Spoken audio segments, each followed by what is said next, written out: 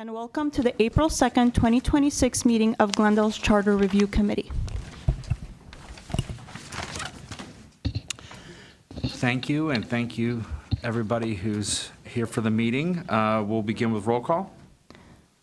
Committee members Durham, Flower, Here. Garibian, Here. Hartunian, Here. Karpetian, Here. Monassarian, Here. Meek, Here. Megardician, Miller, Here. Povolitis, Smith, Here. and you. Here. Thank you. Next item on the agenda is report of the recording secretary regarding the posting of the agenda. The agenda for the April 2nd Charter Review Committee meeting was posted on Friday, March 27, 2026, before 5:30 p.m. on the bulletin board outside City Hall. Thank you. Next item is oral communications. Discussion is limited at this time to items not part of this agenda. Each speaker is allowed 3 minutes. The committee may question or respond to the speaker, but there will be no debate or decision. The Charter Review Committee chair may refer the matter to staff for investigation and report. Do we have any speaker cards? We have one speaker. All right. Susan Wolf, you have 3 minutes. Wolfson.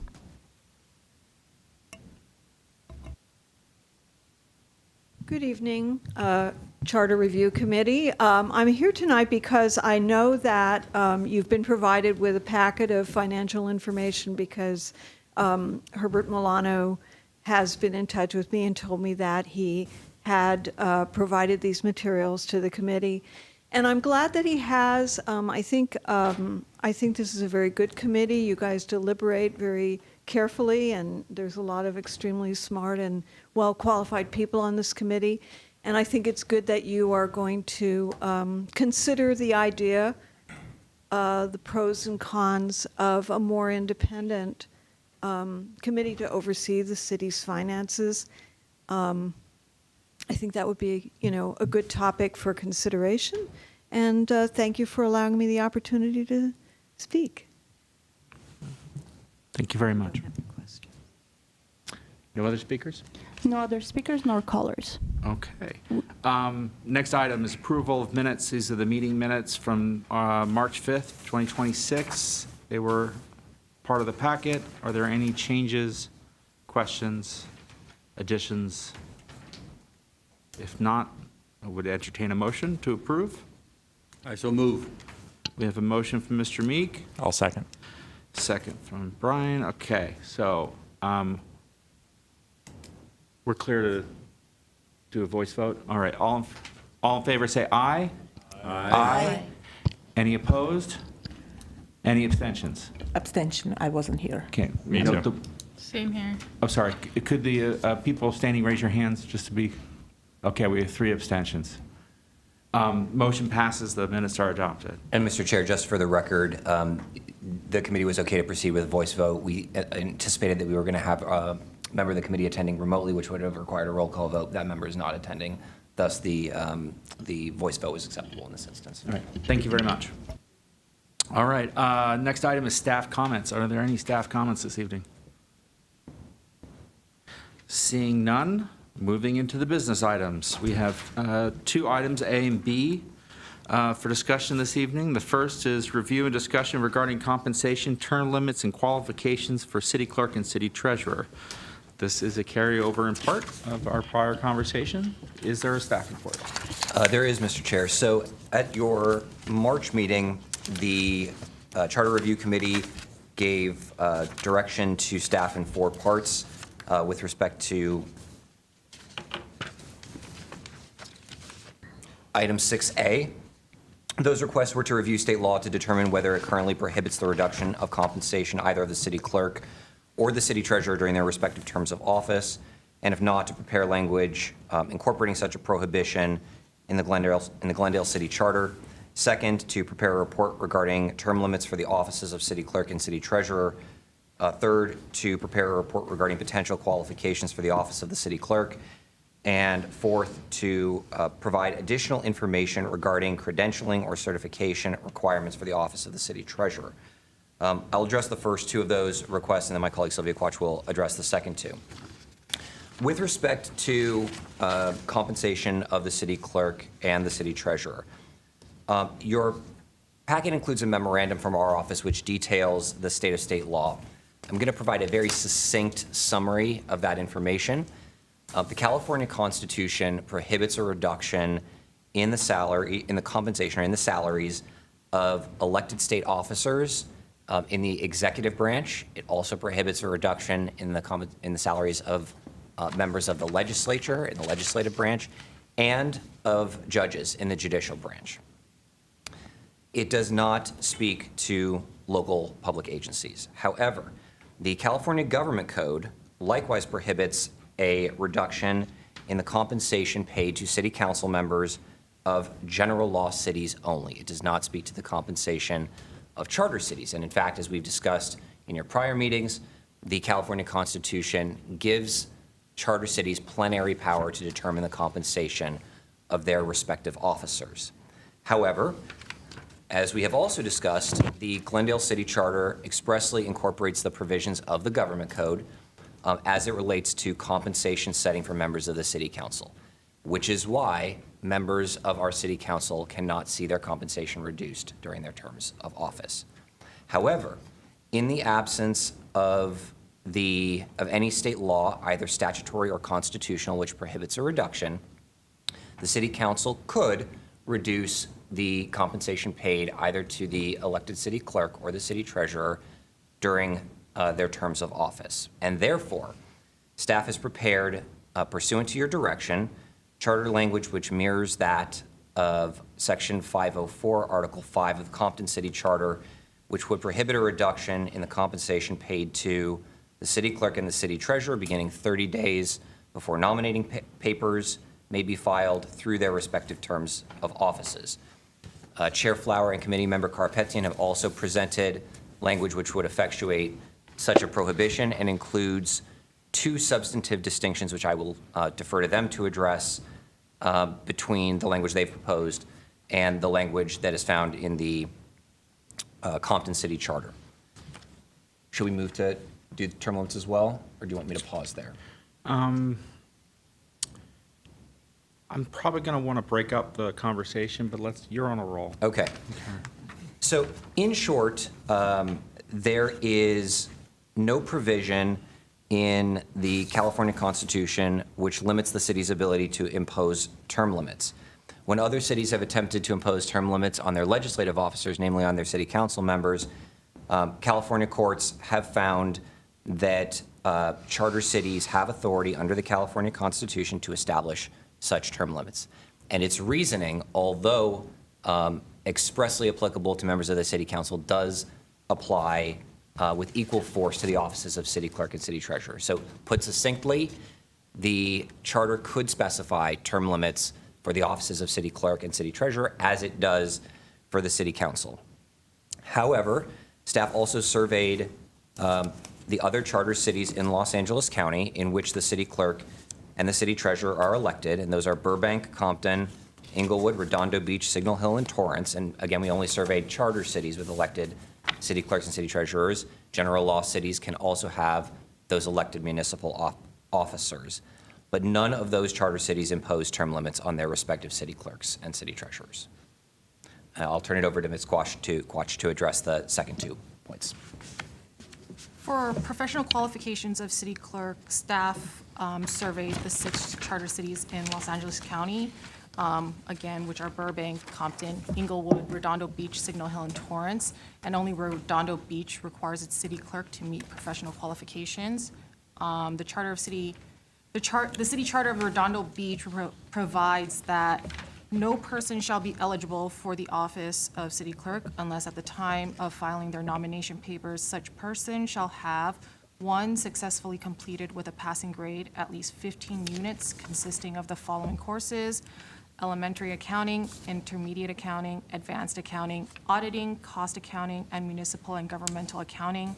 Said courses shall have been completed at a collegiate institution, either in residence or in extension or in a recognized private school or equal educational standards.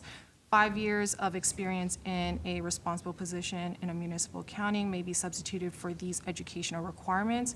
or to 5 years of experience in the office of a county or city clerk or registrar in the state of California, or a bachelor's degree from an accredited college or university, and 5 years experience in a responsible position involving public or private sector accounting.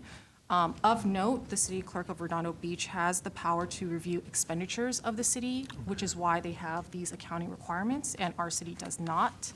The remaining cities do not require their city clerks to meet any professional qualifications. And then for the additional information regarding potential credentials for city treasurer that the committee asked for last meeting, those credentials and the requirements to obtain each credentials is listed in the staff report. I don't think you need me to go through them, but I can if you want me to. That concludes our report. Any questions that the committee may have, we'd be happy to address. Okay, I'd like to go around the table, make sure everybody has a chance to ask questions on these topics, and then I'll go to public comment. And what I'd like to do is I want to go through the 3 different areas, the compensation setting, the term limits questions, and qualifications. I think we'd probably be best served by doing those kind of sequentially rather than trying to mix it up, all 3. But right now, if you have questions about any of the topics, now might be a good time. Chair, did you want the distinction to be part of the report? The distinction between the 2 proposed? On the language that we came up Yeah. with? Yeah, we can talk about that. I want to make sure everybody else gets their questions in first. No, but I think City Attorney's Office offered to discuss the distinctions. Did you want to discuss that separately? I think now would be a good time to Okay. discuss the I'm distinctions. happy to do it. I was going to defer to the 2 of you, but if you want me to address it, I'm happy to do that. Well, let me just preface it with some background. I continued to think on the topic, and I looked at the charter language, and as you all know, I'm a municipal attorney, so I started playing with the language. And so as I did so, just kind of thinking about it more and more, I ended up adding a few things in my proposal that aren't in the city attorney's office draft, only because they were topics that we had talked about, but we didn't give express direction on. But I thought they were things that we had questions on. Oh, is this part of it? They said, well, no, but it's implied. So, for example, that the compensation of the clerk and treasurer would be as directed by the council. That wasn't expressly in there. And I said, well, why not just go ahead and put it in there so 20 years from now, people in our seats won't ask the question again. So I consider that more of a cleanup. And the language I pulled up from there was just the same or similar language that is already in the charter with regard to the city manager. So where it says in our proposal, the city treasurer and the city clerk shall be compensated as directed by the council commensurate with responsibilities of their offices. That's in parallel to what the charter says about the city manager's compensation. Following that, I added the line, which compensation shall not be decreased during the terms of their respective offices. Again, a question that we came up, we all took as a given that it couldn't be reduced, but let's make it explicit was my thought. The next difference is we had talked about when the council considers percentage change increases in other city employees. The current charter says the council may grant comparable percentage increases to the clerk and the treasurer. Here I drew from our prior conversation on our recommendation regarding the council's consideration of their own compensation. And we wanted to make sure that they at least had an obligation to consider the matter at some point, rather than just pass it over so that, we don't get a situation where, at least in the clerk and the treasurer's case, the council can just ignore the issue. If they're going to be granting increases to everybody else, they should be required to at least consider it. And if they don't want to do it, they don't want to do it. That's their choice. That was my thought there. And then the language at the end, I also started with the Compton language regarding changes in compensation not taking effect 30 days before nomination papers are due. I just simply kind of extended the concept through the time when the incoming clerk or treasurer starts their next term. So it's not just 30 days before, it's similar concept. It basically, the council wouldn't be able to change the compensation, to act to change the compensation or have a change in compensation taken effect during that period between nomination papers being filed and the next term of office. That was my thought there. And so I tinkered with this and it was like, am I just on the right track? And so I did reach out to Paul to get his opinion. Hopefully, maybe sparing us some time if we could agree on something and making sure that I wasn't violating the Brown Act. I didn't talk to anybody else about this.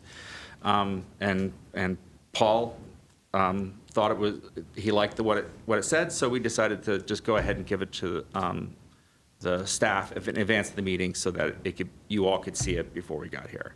I don't have any strong, attachment to any particular phrasing in here. I was just trying to get the concepts in play. And so I don't have any real objections to what the staff came up with. It's just, I thought that it was worth taking this opportunity to clarify a few of these additional points. That was all that I was doing. So it's out there for your consideration. So, Paul, do you have anything to add on this? Yeah, the only thing I'd add is I think your modesty in, I think there's some benefits to this language. I mean, we'll debate that later, but thank you for putting it together and, helping the effort. Wow. So let's do questions on anything right now, and this doesn't foreclose questions later, but, if people walked in the door with questions, I want to make sure they get a chance to get it. You're itching. Anything? Within our No. subject matter jurisdiction. Okay. In terms of compensation, you mentioned clerk and treasurer. I assume, or a question would be, can the city council reduce the salary of the city manager or anybody in the city that isn't under a union contract? So what I would say is that elected officials are treated differently than municipal employees are. In the context of the city manager and the city attorney hold contracts that they've negotiated with the city that are approved by the city council. Excuse me. Other employees enjoy a property interest in their compensation that elected officials don't have. So they are legally distinct. Elected officials are distinct from the city attorney and the city manager who have contracts that they enter into and have approved by the city council from municipal employees like me who are paid pursuant to a classification and a schedule. So they are not treated consistently under the law. They are treated differently.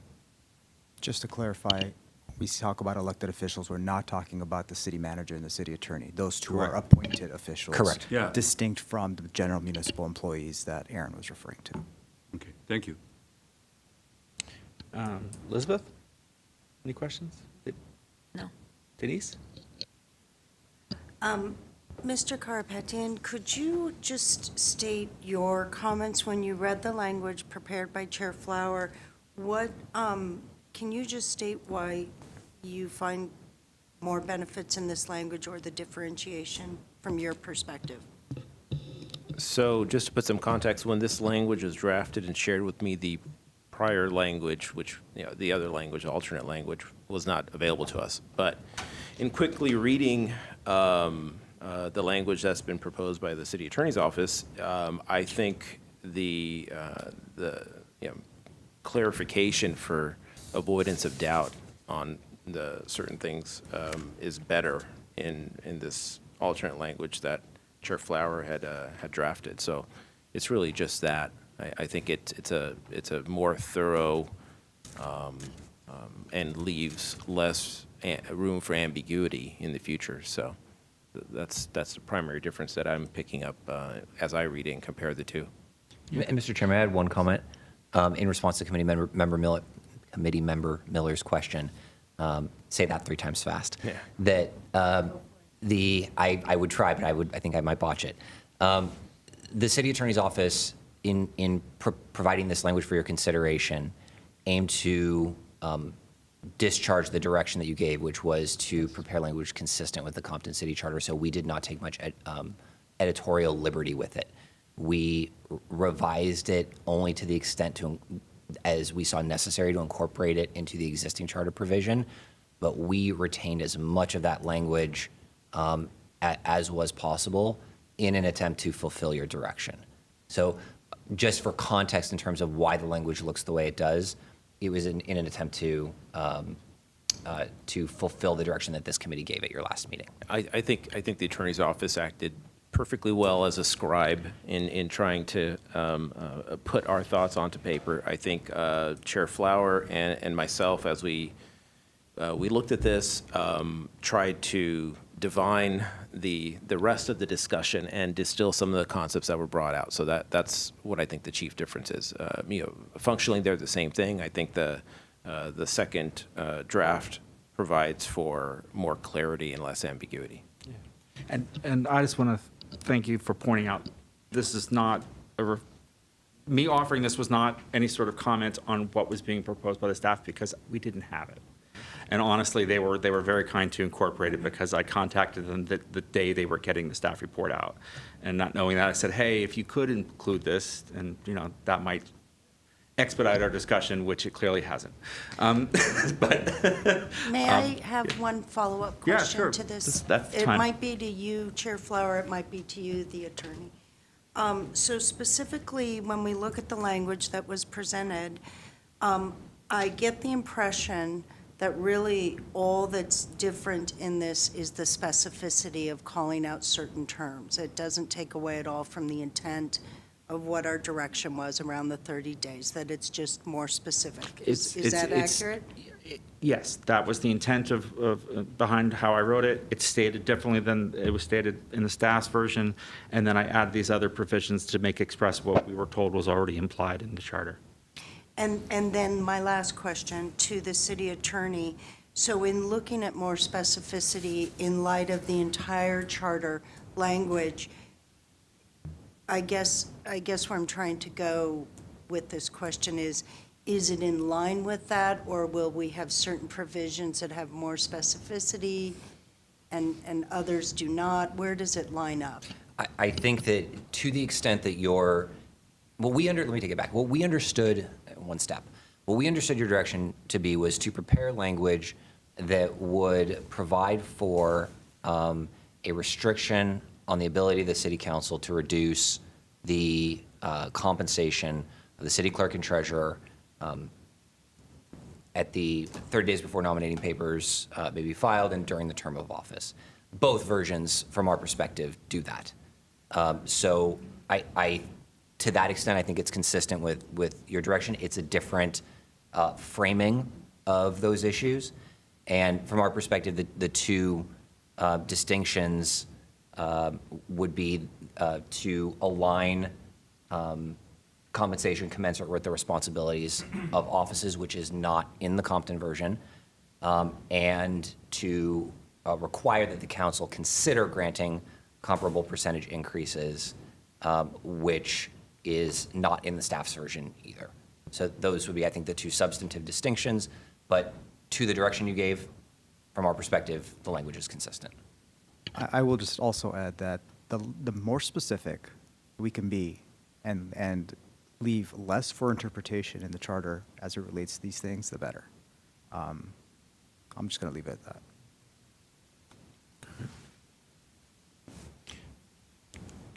Okay, I was going to ask you, but she was pointing at Rachel. Okay, Rachel, please. So I'm looking at the language, I'm trying to think how this is gonna work in practice.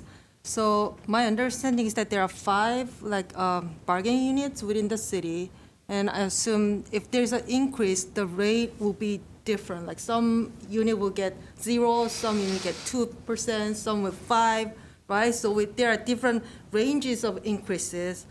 Then the treasurer or clerk goes to the city council, like which percentage increase I'm gonna use, is it up to them? Is that how it works? I will.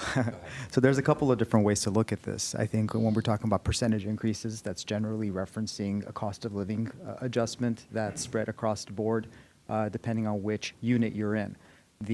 When I say unit, I'm talking about the bargaining groups. You're right, each individual bargaining group could get a different cost of living adjustment depending on what's negotiated and perhaps how far off market they are in their normal salaries.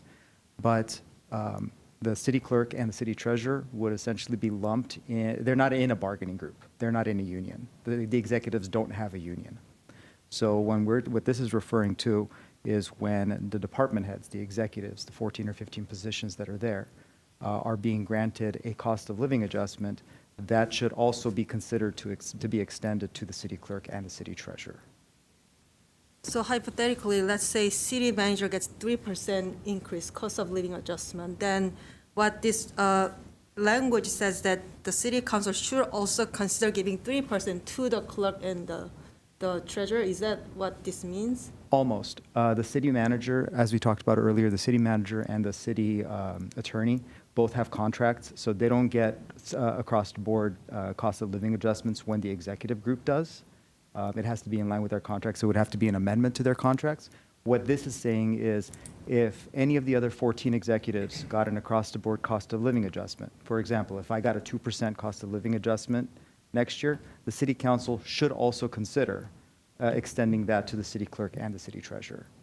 So my question was that, the different percentage, right? But your explanation is that there won't be any different percentage because everybody will get the same cost of living adjustment in terms of executive level. And that's Is where that- specificity is important. That's the way that I read that. If Yeah. I got a 2% and it's going to be extended to the city clerk and the city treasurer, the city clerk and the city treasurer should also get that 2%. But that wasn't If clear there's, to if me. Is there's there- a difference in opinion on that, let's talk about that. I have no difference of opinion because the city clerk and the city treasurer have been regarded in the same manner as the executive group that the assistant city manager just mentioned. So that I don't want to call them group, but those individuals, the department heads, the executives, would receive the same percentage increase, and then this language would say the council shall also consider granting them a comparable increase. So it's increases, like the plural, so that indicates to me there are multiple different increases, but according to what you told me, there's only one, like, everybody gets 2% in terms of executive level, right? So there won't be any multiple different levels of increases. So that kind of caused me a confusion. Well, I understood it to be increases referring to the officers and employees plural, and the city clerk and the city treasurer plural. When percentage increases are granted to them, to the other officers and employees, the comparable percentage increases shall be considered for the other two officers plural. That's how I interpreted it.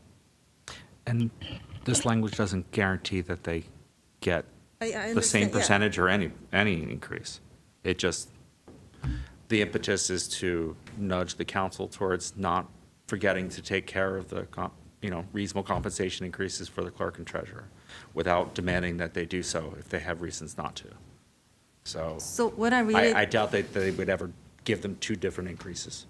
So when I read it, so whenever percentage increases are granted to other offices, the other offices means other executive level people, right? Other than attorney and city manager, because they have contracts, right? Is that, No, the department heads do not have contracts. yeah, so except those, like, we're talking about the other, what's the other offices? Who they refer to? To other officers. Yeah. Maybe Officer, yeah. That's existing language. Maybe one way to get at this is if the committee prefers to provide more specificity there, that you are referring, if it is your intention, that when department heads receive an increase, that as department heads, the city clerk and the city treasurer. And maybe I could receive get a comparable. little more Sure. specific to add to that. I believe in our executive benefits resolution that council adopts when granting these, it refers to it as executive officials and officers. Or I think it's executive officers and officials, and that designation is the officers are the department heads, the officials are the city clerk and the city treasurer, the elected positions. We can go back to the So if you executive wanted- benefits If you resolution. wanted to remove any ambiguity there, I apologize. If you wanted to remove any ambiguity there, that's one way to do it. And then it leaves no room for doubt as to who it refers, as to who the language refers. I think that's better language personally. Well, we're drifting into deliberations, and I really just want to focus on just questions and as to all of the topics, unless we want to just stay put on the compensation issue and maybe try to knock it out. But before we go any further, unless there are specific questions as to these issues, good time to hear from the public, but I don't want to tell anybody they don't have a chance to ask some questions first. No questions. No questions for me. Annie? When do executive groups get their increases? Is it typically yearly? No. Typically speaking, it's more in line with the employee contracts, the bargaining group contracts that are negotiated. And it's not guaranteed that the executive group will get exactly what the other groups got or anything at all. So for example, the last time we negotiated contracts was 2 years ago, and they were 3-year contracts. At that point in time, the city council found it fit to grant the city's executives a certain cost of living adjustment for the following 3 years to be in line with what the other employee bargaining group contracts were. And then, And I will say that it's typically been in line with the General Management Association's contracts because the executives are most closely associated with that group. and then just regular employees, is that yearly? Or is that part of the bargaining group? It as all well? depends on what the contract bargaining resulted in. Okay. And every association or every bargaining group could have different cost of living adjustments depending on the circumstances. Okay. And different terms. They don't all start and end on the same date or year.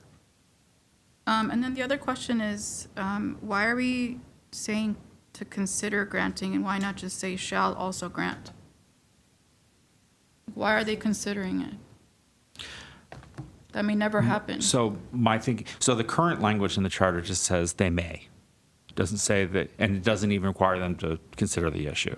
And I guess there's been some concern in the past that they've just kind of elided over those two positions, notwithstanding the fact that they're comparable positions and the department heads were getting increases.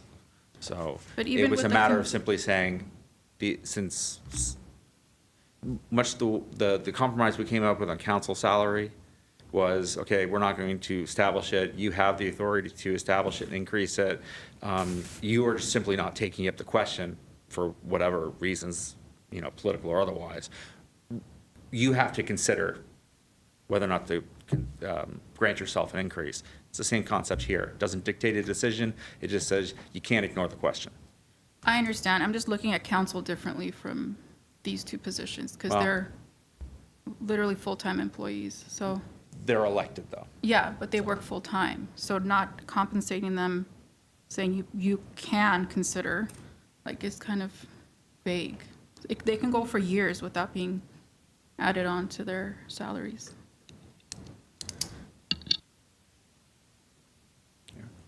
Any other questions? All right, let's go ahead and take public comment. And what I'm going to do is, since we've kind of done this naturally, go ahead and just stick for now on the compensation question, and we'll have separate consideration of term limits and compensation, and I'll allow separate public comment on those other issues. So you can call this 6A1, and then we'll have 6A2. I'm a lawyer, I like a good outline, so, okay. So are there any members of the public who wish to speak to the committee on the issue of setting compensation for the treasurer and clerk? We have one speaker and one caller. All right.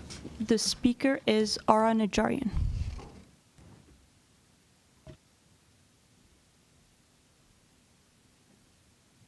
Mr. Chair, members of the commission, so you'd like comments only as to the compensation at this point? At this point, yes. There'll be other additional comment time for the other Okay. pieces of this discussion. Well, let me go on by saying I've been on the city council and mayor in different times for 21 years. So I understand quite clearly the roles that are being played by these positions. I don't think you should mess around with any of the compensation at this point. And I don't think that the commission was given a complete picture of what's going on.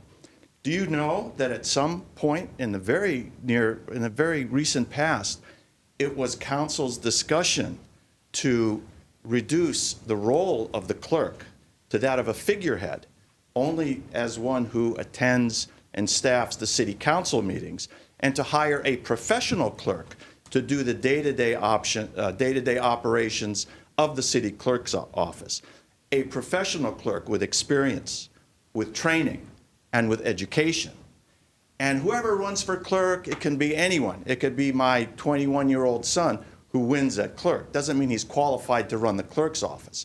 In that regard, there were serious discussions of reducing that clerk's salary to something equal or close to what the council was making and hire a professional individual who would be the chief assistant clerk, if you will, chief assistant city clerk. Keep the name and the moniker and the title of city clerk on that individual who would be at council, calling roll, calling the items, recording the votes, etc. So don't assume in any means that that's not what council would consider in the future. And if you lock in a salary range and perhaps prohibit any reduction in salary from the current level, there's going to be a problem.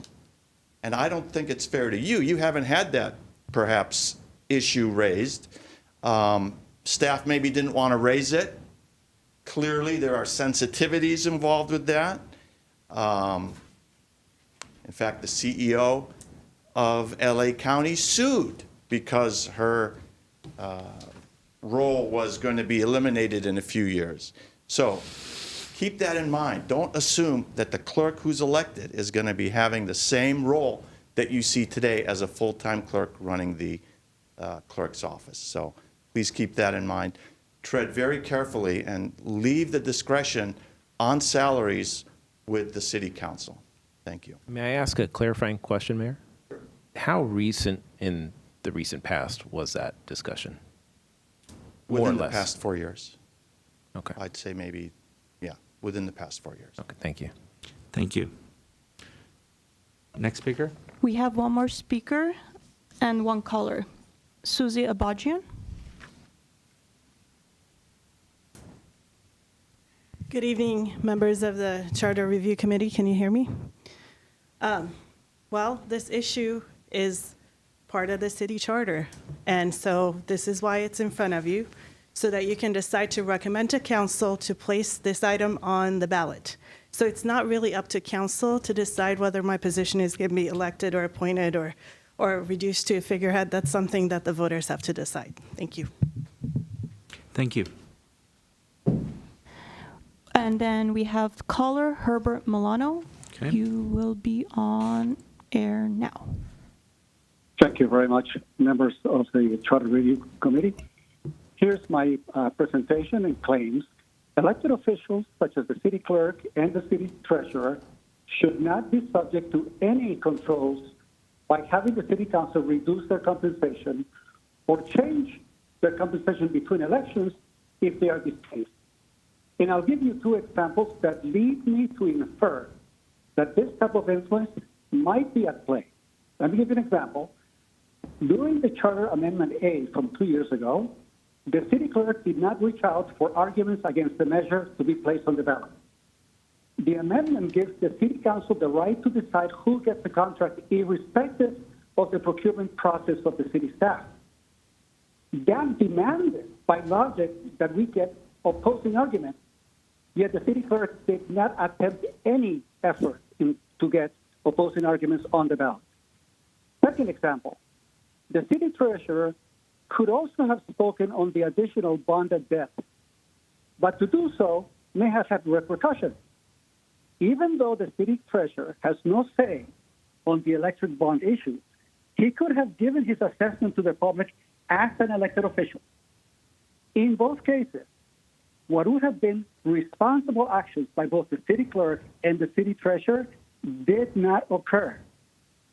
And my guess and my inference on this is that when the city council holds the reins to their pay, it also holds their mouth shut. Thank you. Thank you. At this point, we have no more speakers or caller for this item. All right, thank you. I have a fellow question. I've talked a lot. Okay, do you mind if I ask my question first, and then we can get into the discussion? On the question of the clerk's duties, is the city clerk currently a full-time position? Yes, it is. Okay. I'm familiar with the arrangement that was described where the elected city clerk has a part-time role and is the nominal city clerk, but the actual functioning of the office in terms of record management is done by a professional, full-time administrative clerk. But that's not what we have here. Is that? What do you mean by that's not what we have here? Is there a separate employee occupying the role of the chief administrative clerk, actually managing the day-to-day office? The city clerk manages the day-to-day office. Our present city clerk has an assistant clerk and a number of professional level staff below that that manage things like records. Okay. Yeah. I'm just saying, I'm familiar with what the sort of arrangement the mayor discussed. I just was suddenly unclear whether or not that was actually in place here now. But what I'm understanding, open to correction, is that although discussed previously by the council, that is not what's currently in place, and that the elected city clerk is the clerk. Day-to-day operations are under their direct control. Correct. Okay. Thank you. That was my question. I have a question, if I may. Regarding the last speaker, the public, Mr. Milano, either I had a hard time hearing him, but I'm wondering if there's someone on the committee that understood the intent of his comments and could relay it back to me. I'm hesitant to speak for a member of the public, to be honest. Well, I want to know what your take was on his comments. I don't need you to say what he, I don't have a takeaway from his comment at all. I'm not sure I have a fully formed opinion yet either. She's in the same boat. Yeah. I couldn't hear it. What I heard is that he gave two examples where he thought the city clerk and the city treasurer did not act on something, and his takeaway was that was because their salaries were controlled and that they may have feared repercussions. So his recommendation, and he can call back in if I get this wrong, but his recommendation was that language like this would prevent that kind of influence. Thank you. That's what I was hoping to understand. Can I add something?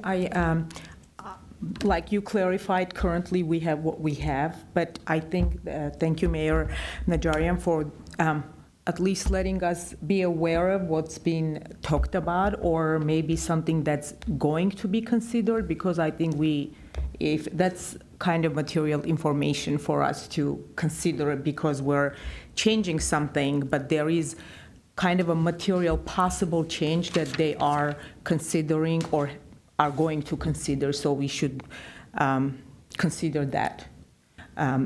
Yes, currently the situation is different, but there is still time for them. If it's being discussed, we should, I think it's important fact or options for us to make any changes, because if it's not going to apply to what we are advising, but they may come up with the second option, and we need to consider that too, I believe, now that we have that information. Okay. Can I respond just to an observation on my own writing here? The final lines in that paragraph, nothing in here is preventing the council from changing the responsibilities of the clerk in this language, or from even reducing the salary.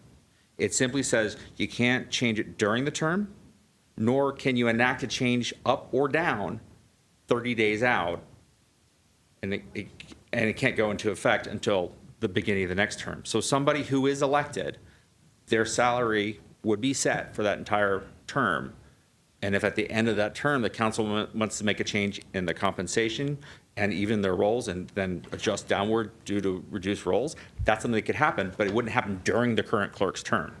That's how I intended to write it, and if I wouldn't mind being peer reviewed on that point. I think it's important. I think you hit the nail on the head, and I think this is what perhaps Mr. Najarian was referring to. The charter actually specifies what the role of the city clerk actually is. Yet what the city clerk's role today has become has evolved over time in an administrative manner. There used to be a time where the city clerk's office, many years ago, before Ms. Abajian, used to handle things like dog licensing, massage establishment licensing, taxi cab inspections, things of that nature. And based on all of those roles and responsibilities, the compensation model was adjusted accordingly. Well, at some point in time, some of that was taken away. Not taken away, but shifted, because we centralized many of those functions as part of our overall permitting functions in community development department. I'm not saying that that's a reason why the salary was reduced or what, but I think that speaks to when you have a difference between what the base roles and responsibilities of a city clerk position is versus what's happening today versus what happens in the future because technology changes or organizational structure changes. I think the point that Mr. Najarian was trying to make, and correct me if I'm wrong, was it doesn't make sense to lock in something that can't be changed because the charter says you have to continue compensating somebody when the roles don't really coincide with their responsibilities. Chair? I'm getting a nod, yes. Are we underway? I think discussion's well underway at this point. All right. So first, thank you, Mr. Tatakna, because that's exactly what I want to point out was that the duties of the clerk are enumerated in the charter first. Secondly, what we're trying to do is clarify how salary changes. Now, I will say the information that Mr. Najarian provided is informative, right? It would have been nice to have been part of the history or recent history of the role, but nonetheless, it is enlightening. And I certainly agree with the concept of should the duties of the clerk change, and council should have the ability to change the duties of their clerk, because my personal opinion is that that role is the most, for lack of a better term, straightforward role within city government. It's very administrative by nature. It should be apolitical. It should just be making sure the books and records are accurate. People get responsive documents when they ask for them, so on and so forth. I am going to take another look at our language, Chair. I think it does give council flexibility, and I do agree in the sense that with Mr. Mayor that should the role change, the compensation should be commensurate, and I think the word commensurate is in the language. So I'm going to take another look at it and see if there's any tweaks that need to be made. But should the role change, then it's just logical that the compensation should change, and there should be nothing in this language. The intent, at least from my perspective, was not to lock in any sort of compensation. The compensation is the tail to this, so it should the role, wag the dog. Exactly, the role needs to be defined, and then the compensation should be commensurate, and the way that compensation is changed should not affect whether the role changes. That's about it. My goal was simply to protect an elected clerk's compensation during their term, and also to prevent any sort of gameplay in advance of an election to deter people from running by suddenly dropping it based on who's running. And that was my intent as well, Chair. And Mr. Chair, we do have a follow-up to Committee Member Yu's question with respect to the other officers and employees generally. In the resolution that the Assistant City Manager referenced regarding executive compensation, the terminology that is applied to the department heads and to the office of the city clerk and the city treasurer is city officers and executives. So if the committee felt more comfortable with that language rather than Employees. other officers and employees generally, but other city officers and executives, we put that forward for your consideration. The word employee made me think of the bargaining units, because employees, so I think if you change the executive, I think there will be less confusion. Understood. Yeah.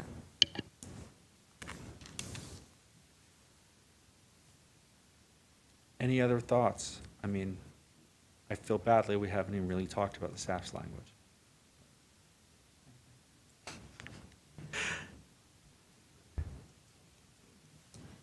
So, Just one comment. So just to be clear, even, and thankful for the information from the mayor, but even with that information, our role is to recommend language, and ultimately council decides. Always. So we can still move to a decision on language that we've deliberated on for a few times now, perhaps, yeah? Yeah. And then council can accept or reject or do what they may. Okay. Yeah. Thank you. So I guess I took another look at the language. The operative part of this is in the beginning, the first sentence. So we did have the word commensurate with the word commensurate and the concept of commensurate with responsibilities in terms of the compensation. So that is clear to me that should the responsibility change, the compensation would change commensurate to that change. Does anybody disagree with that so far? I think that was my understanding Okay. from the beginning. So I think the operative clause after that, which is shall not be decreased during the term of their respective offices, which compensation shall not be decreased during the terms of their respective offices. That is, to Mr. Najarian's point, perhaps a gray area where does that mean you can't decrease their responsibilities, which would then require you to decrease their compensation? It doesn't necessarily, so a decrease in responsibility does not necessitate a decrease in compensation. There's nothing in here that says that.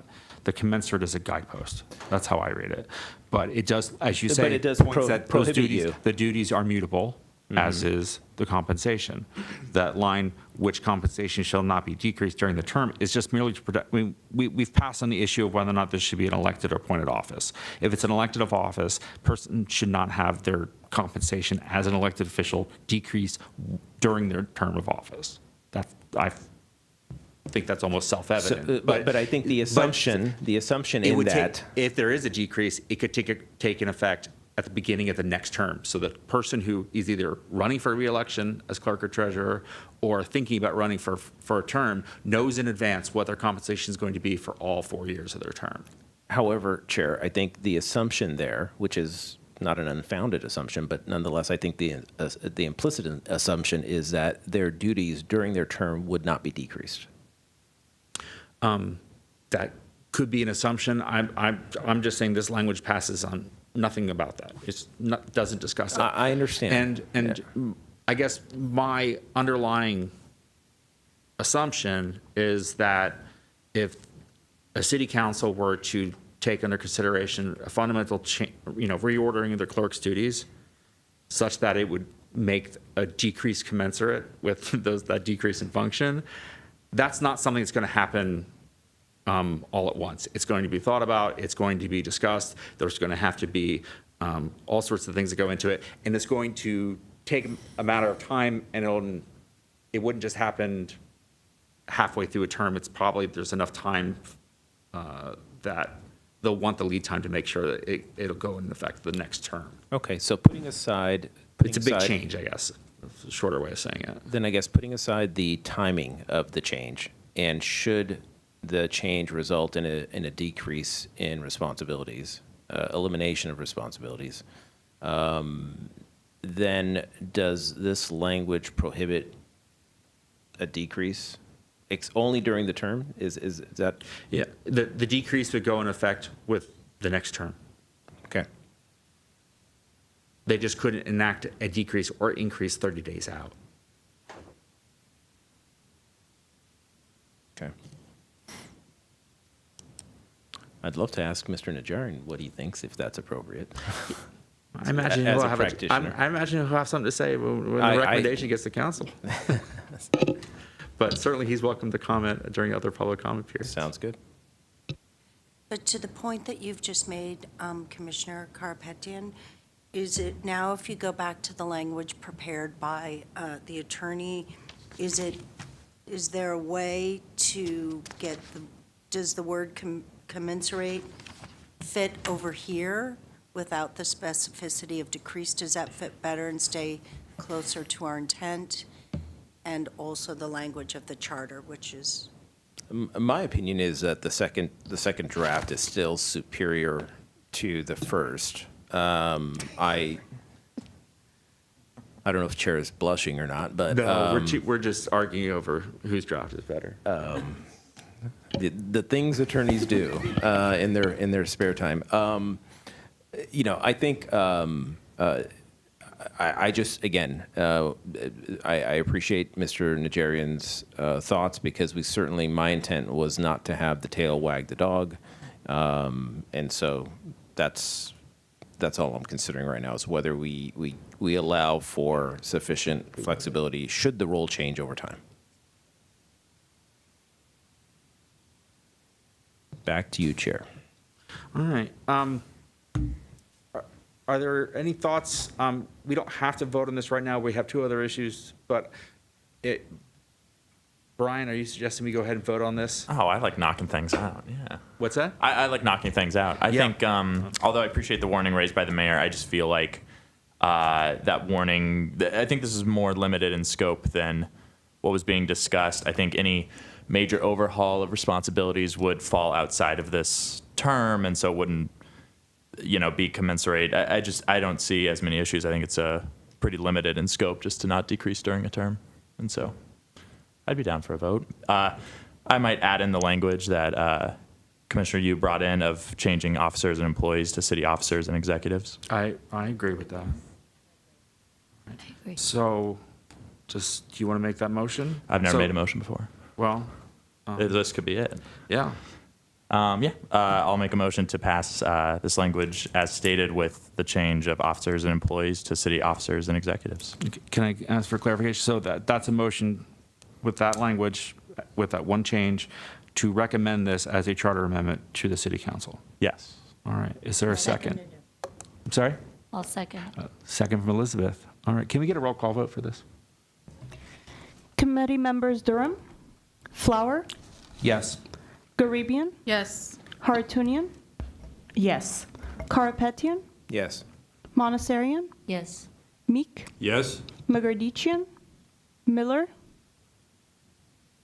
yes, but we do need, you're specifically talking about the language on page 7, right? Correct, the We have second two. alternative. Thank you. Yes. Povolitis, Smith, Yes. and you. Yes. Thank you. All right. So, Brian, I agree. It's nice to knock things out. So that's compensation setting. Second issue is term limits. Does anyone have any questions about the information presented by the staff on the issue of term limits?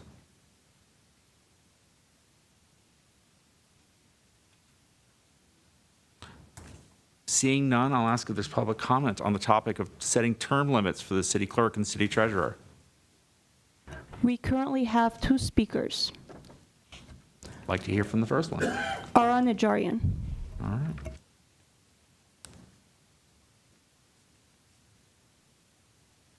Thank you, Mr. Chair. So the reason I'm speaking to you at this body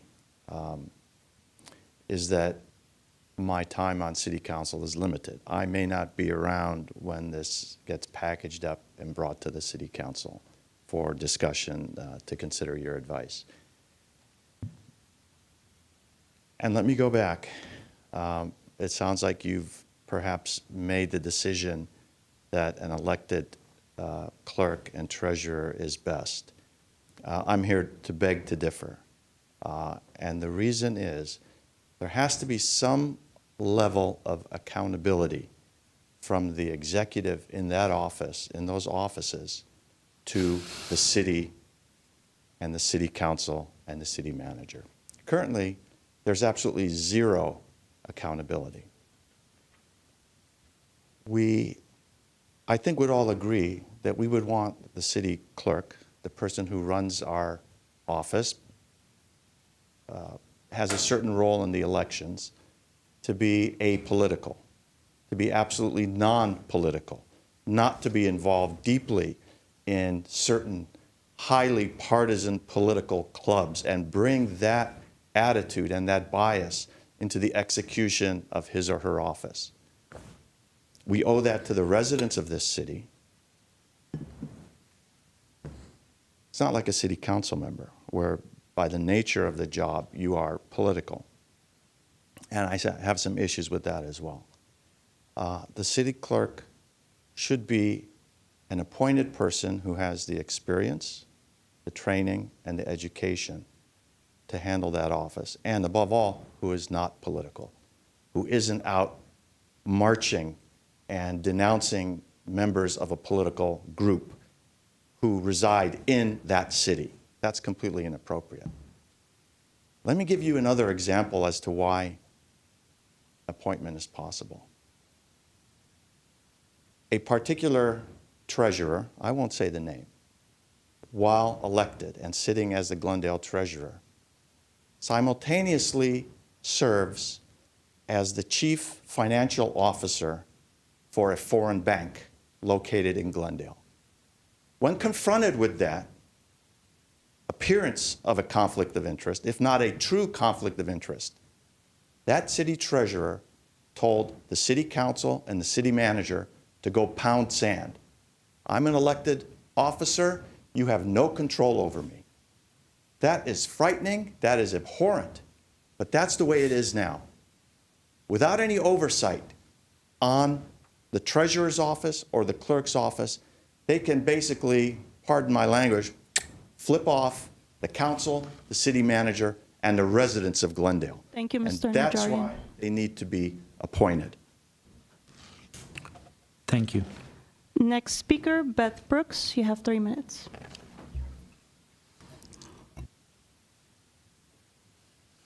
Thank you. While I don't always agree with Mr. Najarian, although sometimes I do, this time I agree 1,000% with everything he said. Just being in an election process myself for city council, it's crazy. The lies, it's absolutely crazy. To elect these two positions makes absolutely no sense. I'm almost of the idea that there have to be specific qualifications to even run for an elected office. I'm at that point. I think it's absolutely crazy. I know that constitutionally everybody's protected to run for an elected office. Exactly what he said. You have no oversight. They can do whatever they want. And also he's referring to what happened this weekend, where our city clerk and council members went to a rally where, I was disparaged. The entire city was disparaged with horrible comments, I'll be honest, saying that basically your concerns about overdevelopment and affordability are meaningless because only cultural wars are important. And I thought I was living in an alternate universe because I thought actually overdevelopment and affordability was important. I had no idea that cultural wars were everything. So really this does have to be removed because you will get city clerks or treasurers or whomever. The treasurer was also mentioned, and the idea that he is on the board of a foreign bank, I don't even know what to say about that. And I will mention his name. It's Rafi Manoukian. But I assume it's Rafi Manoukian because he's been treasurer, since BC. So I think that you really have to remove these positions as elected officials. You absolutely have to, because you're not getting, even if you have qualifications, they won't need those qualifications basically if they're elected. And people fudge what they say. They call themselves leaders. They call themselves, they had treasury experience, and it could be ancillary. You know, it could be adjacent to somebody. The level of inflation of your background, the lies, they're absolutely rampant. And then those same people will get endorsements, which are also meaningless. Because who are you endorsing? There are candidates who are being endorsed who have no advocacy footprint. I mean, this is a very dangerous thing to have these positions elected. He said it much better than I did, Mr. Najarian, but he's absolutely right. This is very, very dangerous. Thank you. Thank you. We have one more speaker and one caller. Next speaker is Susie Abajian.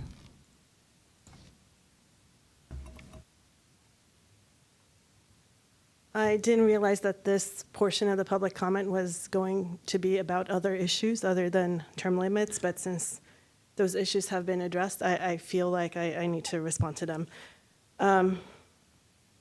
First of all, I don't think it's appropriate for the mayor to come to the Charter Review Committee that he's appointed and advise the Charter Review Committee on the type of advice that the Charter Review Committee should give council. So I think that there's some conflict in there, even though he's allowed to do whatever he wants. He can speak. I run my office in a nonpartisan and fair way, and you can ask that. Even Ms. Brooks has admitted that. She came to my office and she said, Susie, I love you so much, but I just have to support your opponent because of her political stance. And also, this is a great example of the type of retaliatory actions that council members, mayors can take against me publicly. So this is a great demonstration. I'm really happy that Mayor Najarian came here to do what he normally does at council meetings and outside of council meetings. So it's a great demonstration of what I'm talking about. And for him to say that I have no accountability, I am accountable to the voters.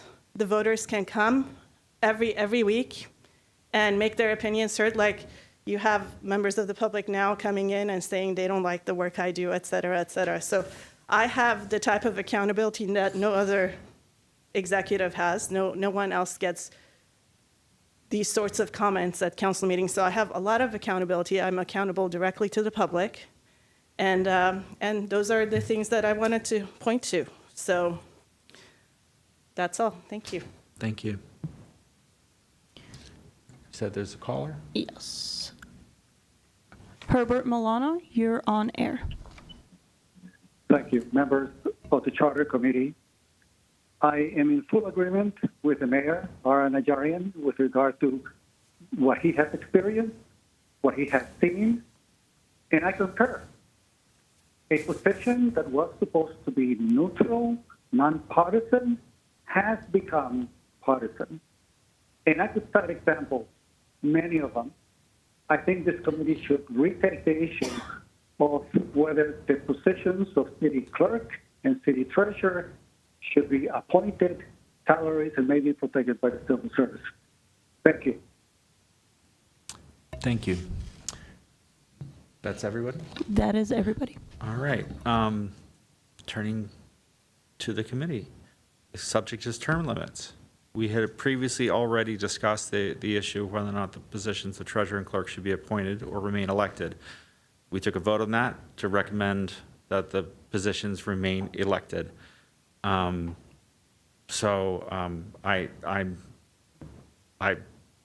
all registered our views on that. The recommendation is set on that, but it remains. There was people here who wanted to discuss whether or not there should be term limits. Currently, there are none. Do people have thoughts that should change? Chair, and this is maybe a question for the city attorney's office, point of clarification. Nothing prohibits us from putting forth a motion to change that. Reconsider? To reconsider, yeah. I can't make the motion because I voted against it. A motion for reconsideration has to be made by a member who voted with the prevailing side. Okay. So, again, are we well underway, Chair? Oh, yeah. Okay, great. As you spend more time with an issue, a funny thing happens, and it's called education. At least I can say for myself. Coming into an issue and not having an open mind and willing to get new information is a recipe for disaster. So I do appreciate Mr. Najarian coming up, and I do appreciate Ms. Vajian for coming up as well, multiple times over the course of the last 3 meetings. As a matter of fact, it's been very enlightening. And I do think there is some merit to reconsidering whether these are elected or appointed. And I'll just pause for chair. I'm asking about appointed procedure, but sorry to interrupt. You can go ahead and ask. Okay, so the question has to do with the propriety of considering the question at this meeting versus at a future meeting. Although term limits are related, is a related question to Term limits of 0. Term limits or the lack of term limits is a question related to the election of the officers. For Brown Act purposes, if the committee did want to take up reconsideration, I think that would be a question for a future meeting, to agendize for a future meeting. Okay, well then I'll just verbalize what I've come to. The conclusion that I've come to is that yes, it should be reconsidered. I think there's ample evidence for reconsidering, and I believe I was in the affirmative, so I can make this motion should the time in the future allow for it to happen. Mr. Israel, is that correct? So I would have to look back, Committee Member You Carpentier, haven't memorized the meetings yet? to confirm what your vote was. But if your position, if your vote was to recommend that the city clerk and the city treasurer remain elected, then you would be positioned to make a motion for reconsideration. Great. You made the motion. You made the motion to recommend that they Fantastic. stay elected, so you could be the movant for reconsideration. Great. So I think the important thing, again, I'll just wrap this up, is as you sit with an issue, and there are many dimensions to an issue, you, like anything else in life, you learn. And I do certainly hope that we can agendize this at the next meeting, and I can make a motion to reconsider this. In the meantime, just to focus this discussion, assuming that our recommendation stands that the commission, the treasurer and the clerk will remain elected position, is there anybody who's interested in considering imposing term limits on those positions or has thoughts on the matter? Rachel's hand's up first.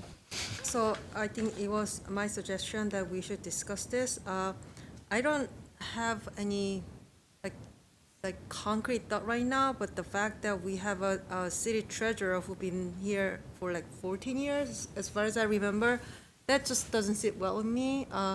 And then I think one of the public mentioned last meeting, if an incumbent in a position is in that position for over a certain period of time, then certainly over a decade, that person has such a name recognition and knows so many people, and that time that the person was in the office in and of itself gives such a big advantage, such that it's really hard for opponent to run and get elected. So I don't think it's a good idea for us to have one person assume an office for such a long period of time. So I think we should have some term limits. How many? So currently city council, how many? Has Three. three terms. So does that matter whether it's consecutive or like not currently? So the way that the term limits have been applied to our current city council is that when term limits took effect, they took effect prospectively. So as the mayor noted, he served more than 3 terms on the council because 2 of those terms preceded the enactment of term limits. They came before term limits. They applied only prospectively. Do they have to be consecutive? I don't believe that they have to be consecutive. I think that there can be a break in service, and then a 3rd term could be served. But the clock doesn't restart? So if you're elected once and then you serve one term, then you sit out a term, and you come back. When you come back, is that one or is that two? No, I believe that'd be 2. Okay. Yeah, Chair, I think it just says 3 elected terms, Yeah. and then there's Go a ahead. distinction over if it's less than the full term, then it doesn't count.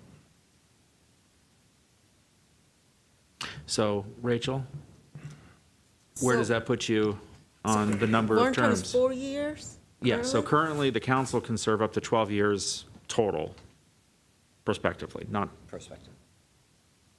So I don't have any particular opinion, but maybe it goes with the city council for a 3 term limit. Doesn't need to be consecutive, just 3 terms.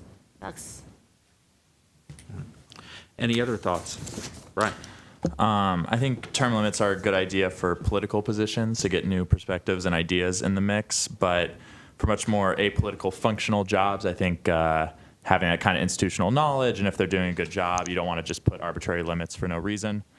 If they're doing a bad job, then I understand there's incumbent advantage, but there are ways to remove them, so I don't see it necessary to put term limits on these positions. Thank you. I'll just chime in, assuming this, again, for me, this is a hypothetical. I would definitely recommend term limits, simply because the logic flows for whether it's an apolitical elected position or not. It's an elected position, and I think there should be limits. I think I'm leaning towards term limits too, just because of the change. And although I believe that the same people, even in the same positions, can grow, and sometimes it's a great thing if that happens, but I think change after a certain point is, in all types of circumstances, is necessary. And hopefully they can go to better or different, higher positions with the same experience that they've grown into. Not sure about the numbers yet in my mind, but I think that's what I usually think about most of the positions people have. Denise? On this particular issue, I actually can see the merit in both arguments, and so I do not have a definitive thought process on which way I would go, but I will get there. Stephen? I think I'm open to both. What is the term or an elected official, treasurer or clerk right now? How many years?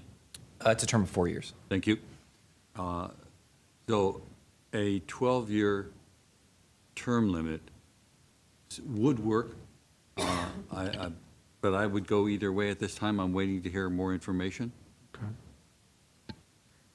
Annie? I don't think I've heard from you on this topic. I would like to consider term limits same as city council. For my part, I think Brian said it perfectly. I agree with him wholeheartedly for all the reasons stated. If it's going to be, I generally am not in favor of term limits, just philosophically, and I think in a position, especially where it is they actually have a full-time administrative function, it seems to me you don't want to mandate that they're fired. And if you're a legislator or city council member, and there is some merit to capping that so other people can express their opinions. But I think when we're talking about somebody who is essentially an executive employee, except for the fact that they're hired by the voters, their experience is pretty important to what they're doing on behalf of the city. That's where I stand. But I've also expressed my opinion that I don't think the offices should be elected. So, but if you're going to elect them, no term limit. So, I've difference of opinions here is what I'm saying, and a couple people have said they really don't know where they stand in this moment, and I think that's fine. That said, I don't want to foreclose the opportunity for anybody to make a motion on this subject.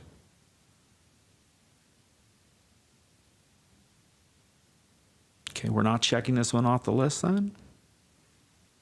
Stephen? Well, I'm sorry, think Stephen was, Oh. I just recognized him, sorry. Okay. I guess I'll make a motion saying that we do not give term limits to treasurer and city clerk. Okay, so that's the current state of affairs. So Yes. effectively, just recommend no changes In the with charter. regard to term limits in the charter for the clerk and treasurer. Yeah. All right. Is there a second for that? I'll second it. Okay, we have a motion and a second, but before we get to any sort of vote, and then we can have discussion, I do want to hear from Denise, because I didn't know he was going to make a motion.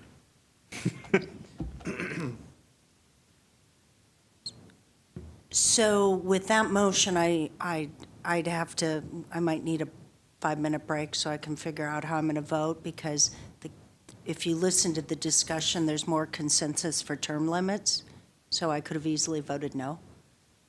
But now, do you see what I mean? Still the majority would have had it over my. do So see are you where I'm- requesting a recess? Yes. I All am. right, let's have a recess, 5 Thanks. minutes.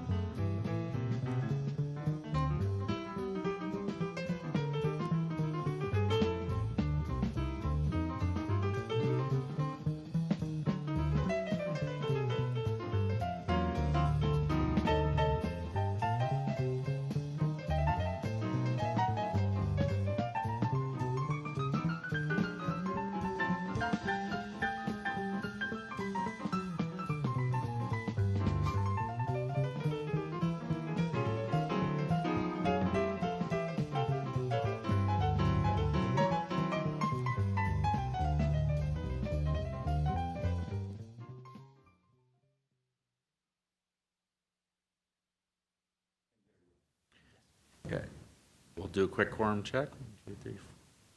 Yes, we do. All right, reconvening. I understand coming back from the break that the city attorney had a couple questions that were asked, and I'd like to get those answers shared with the group.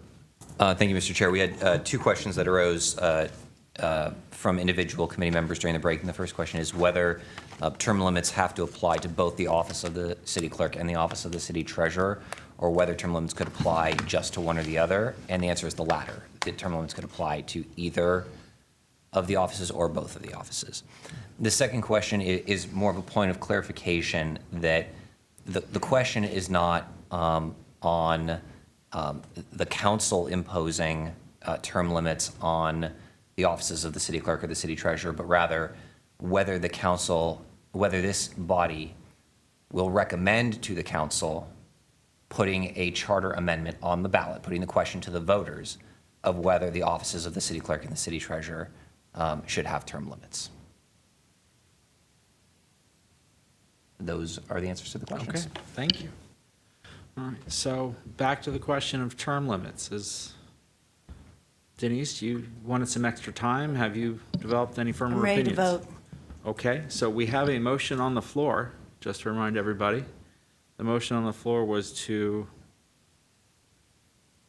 not to change anything, right? Or To I would say- recommend that there be no, Maybe to avoid the double negative, to like maintain the language as is, because Yeah. a yes vote is to maintain it. okay, so a yes, Can I offer one? I'm sorry, Mr. Chair, just as one point of clarification, since there is no language Fair enough. to not put language yes. to the voters.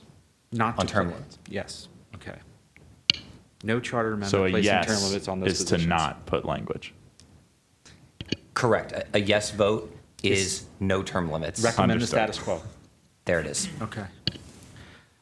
With that, motion is second. Is there any more questions, debate about the subject, or are we ready to vote? Okay, calling the question. Can we get a roll call? Committee members Durham, Flower, Yes. Garibian, No. Hartunian, No. Karapetian, No. Monassarian, Meek, Yes. Megardician, Miller, No. Povolitis, Smith, Yes. and you. No. All right, I have that at 5 noes, 3 yeses. So the motion fails. Would somebody like to put forth an alternative motion? Yeah, I'll do that. Let's place term limits. So do I need to suggest specific time when I make a motion, or just? You could recommend a specific number of terms, or just say, we recommend that the council consider placing a ballot measure imposing term limits, and leave it to them to set how many. I would like to propose that we recommend the city council to place term limits 3 times non-consecutive for both positions. So the same as the current council. Yeah, same as the current city council. May I ask a point of clarification on your question, Committee Member Yu? Term limits could be applied to an existing term. They can't operate to take somebody out of office, but they could be applied to an existing term, or they could be applied prospectively. Does your motion include? I think to be fair, because current treasurer and clerk did not know that there's going to be this condition. It so I would be think it's at the fair. time of the adoption of the charter amendment, Yeah. not currently. Is the intent to basically place the same term limits on the treasurer and the clerk as are currently placed on the city council? Yes. In all respects? Yes. I think that's clear. And is it implied or clear that your motion also indicates it would be going forward? That's how it operates. Yeah, it's implied by the fact that it would be the same as operates on the council currently. So there's a motion. Is there a second? I'll second it. Ani got it. Okay. She hit the buzzer first. All right. Motion is second. Any discussion? All right, roll call, please. Committee members Durham, Flower, No. Garibian, Yes. Hartunian, Yes. Karapetian, Yes. Monassarian, Meek, No. Megardician, Miller, Yes. Povolitis, Smith, No. and you. Yes. All right, motion passes 5-2-3. Okay. Brian, we're knocking things off the list. All right, so now we come to the question of qualifications. Are there any questions before we open that up to public comment as we have the other two issues? The only question, comment I would make, which I can turn it over to are you an assistant city attorney, city? Okay. Do you mind just restating the question I asked you about Redondo Beach is written on item 1 and why it's in there so that people understand why that language about a city clerk, the functions of that city clerk at Redondo Beach, why there's so much accounting? Yes. Thank you. So we surveyed the charter cities in Los Angeles County, and Redondo Beach was the only one that provided professional qualifications for their city clerk. That is the language that is in their charter for the qualifications for city clerk. There's a lot of accounting qualifications because the city clerk of Redondo Beach has the power to review expenditures of the city. Our city clerk does not have that same power, but that's why it's in there, because they were the only city that has any sort of qualifications for their city clerk. Thank you. I have my own question. Is there any prohibition on employees, I'm talking outside the city treasurer and the city clerk, holding other positions outside of city employment if they're employed full-time? Is there a no moonlighting rule, basically? I had already written down this question, and when the mayor mentioned the treasurer holding a different position at the same time, I thought, oh, I was on the right track. I would have to confirm.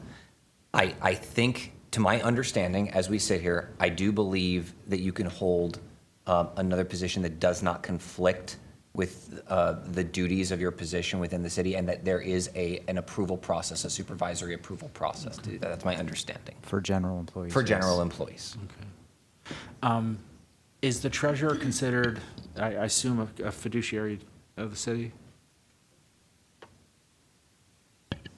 I don't know the answer to that as we sit here, but I would think it would be intuitive to me that the treasurer would owe fiduciary duties to the city.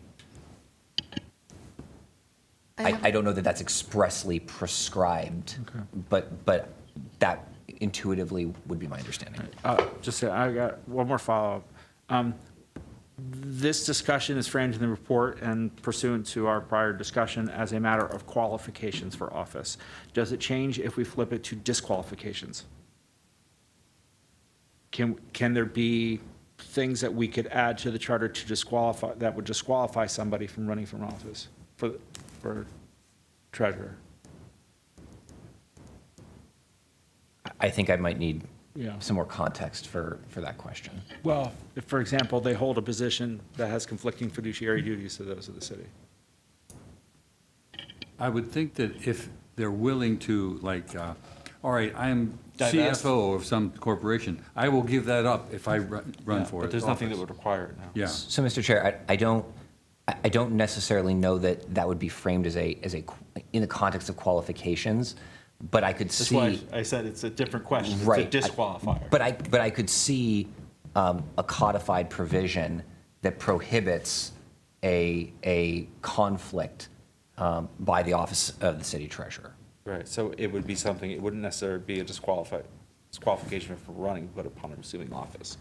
Or a conflict of interest statement language could be added. Yeah. I almost hate to kind of mess with the political reform act. Yeah, so there are rules around who is responsible for conflict of interest statements, members of the city council, the city attorney, and the city manager, and then others prescribed by resolution, I think, of the But city not council. us, this has been discussed, and I don't think any of us really were seeking to not fill out a Form 700, but yeah.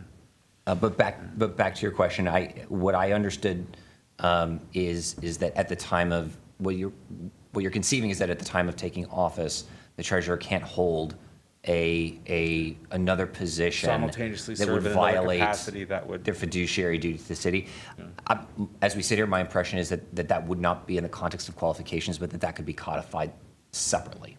Okay. Another question. So as the rules stand today, what actions by either one of these positions would constitute either a conflict or disqualification, or require some sort of censure or removal from office? Is there anything that It's not something I'm prepared to speak to today, Committee Member Karapetian, but I'm happy to report back to you on it. I don't have those materials in front of me. So what's particularly, let me just give some more color so that when you do research, you can understand where I'm coming from. So is there something, number one, that would have to occur? And then secondly, how would it be adjudicated? How would it be reviewed? How would it? So I'll speak not as an attorney for the city, but as somebody who's somewhat knowledgeable. The conflicts of interest rules at the state level are concerned about primarily on whether an official's governmental decisions and actions have an impact on their own financial interests. So that's kind of already covered. So if decision that any city official makes has an impact on their financial interests, a source of income, piece of property, it's a whole bunch of different things. So that's kind of already covered. So a city treasurer, for example, couldn't contract on behalf of the city with something, with an entity that he has an interest in. Right? He can't have an interest in the contract. And he can't approve something that's going to help or hurt him financially. What about a spouse or so I'm yeah, concerned about something whether or not they take an independent action outside of their job that would hurt the city's position. So may I offer one comment? And I don't mean, if you want to make a further point, Committee Member Karapetian, I can sit this one out. Oh, don't worry, I'm not preventing myself. Please go on. Okay, so the chair is correct that Government Code Section 1090 prohibits participation in making a job implication. Or a MBA or something along those lines? Is that Yeah. theoretically? What presents a problem in that regard for you? As someone who entertained both of those fields at one point in my life, I don't think that those are, they may be necessary, but they're probably not sufficient for the role. And so, again, I think it's, as I've had time to reconsider it, it's far more complicated and nuanced in terms of what the role requires. And once you start getting into elected positions that have, very prescriptive, requirements, then you're kind of getting away from an elected position, in my book. And I just think I had a tough time reconciling that. And again, just to restate for clarity, because sometimes I'm not very clear, the role itself requires very specific skills, and it's difficult to prescribe those skills and limit who can get elected based on those skills. If the role was, a figurehead who didn't have a lot of specific skills required, I could kind of think about that, and I could see some rationale in that. But as I've had time to try to square this, I have a difficult time doing so. We all agree that you need to have skills for these roles, but I don't know if we can find a way to actually require that to happen in an unelected position.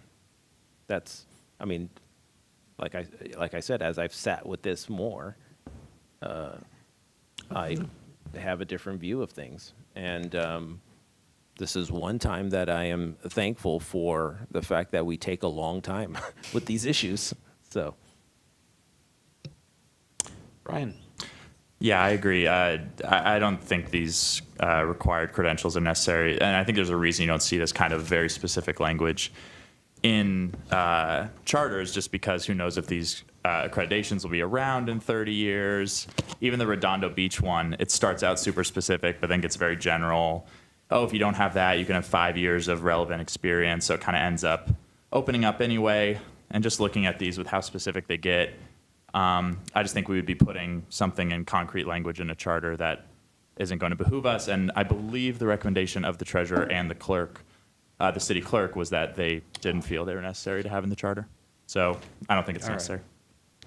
I've been reminded that we still need to take public comments on this item, so unless there's more questions we want to ask to poke around at this before we launch into like full deliberations, I'd like to take public comment. Any objections? Okay, hearing none. Is there anybody who would like to speak? We have one speaker, one caller. The speaker is Beth Brooks. You have 3 minutes. Thank you. Yeah, first I want to clarify, my agreement with Mr. Najarian about the city clerk's position. I think she runs, I support her opponent, but I think she runs an incredible office. I think they're all amazing. They've all been amazing to me. I think they're stellar employees. I think they're all rock stars. I think so. So that doesn't mean that you support someone or not support. I'm just, want to clarify that. I think to Paul's point, and especially running now myself, that unless you have an appointed position, it can be anybody. You don't have to. If you don't have to have qualifications, if one treasurer, or I don't think there should be qualifications for city clerk. I'll be honest. I think you could be a great general manager.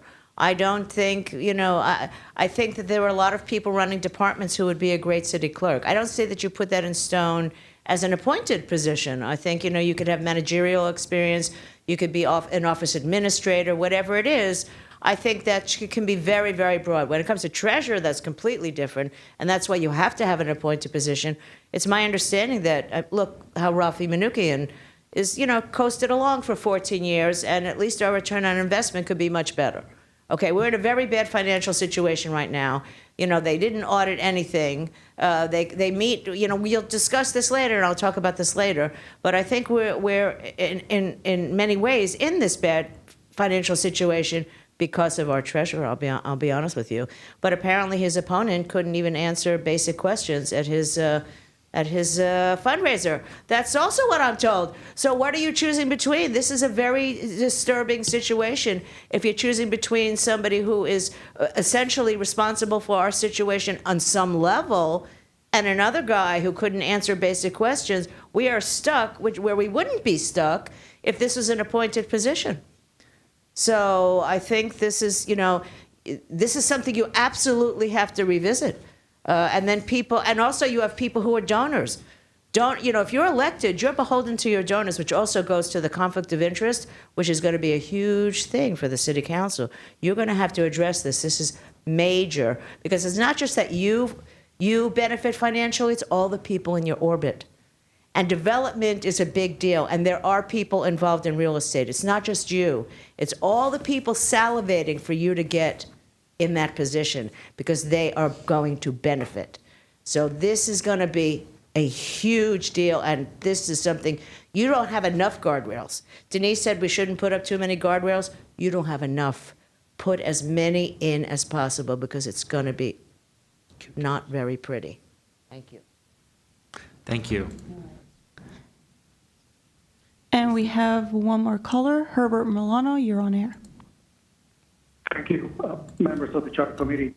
I think that this issue ties in with the previous one with regard to whether the individual should be an appointed position. I believe that the city clerk's position should have requirements, especially those requirements that are found in Redondo Beach and requirements in accounting. I think they are essential. But as you said, if you do have the situation where the individual is in elected office without requirements, then it gives you the argument to go towards an appointed position. And also, it ties in the issue about pay not being reduced for someone who's dependent on that particular position for the next 4 years. Another important point is the conflict of interest. Imagine for a moment a city clerk elected that then becomes a delegate for her or his political party. Now, they in turn have an interest in making sure that individuals maybe get some benefit. I'll give you an example of exactly just such a situation.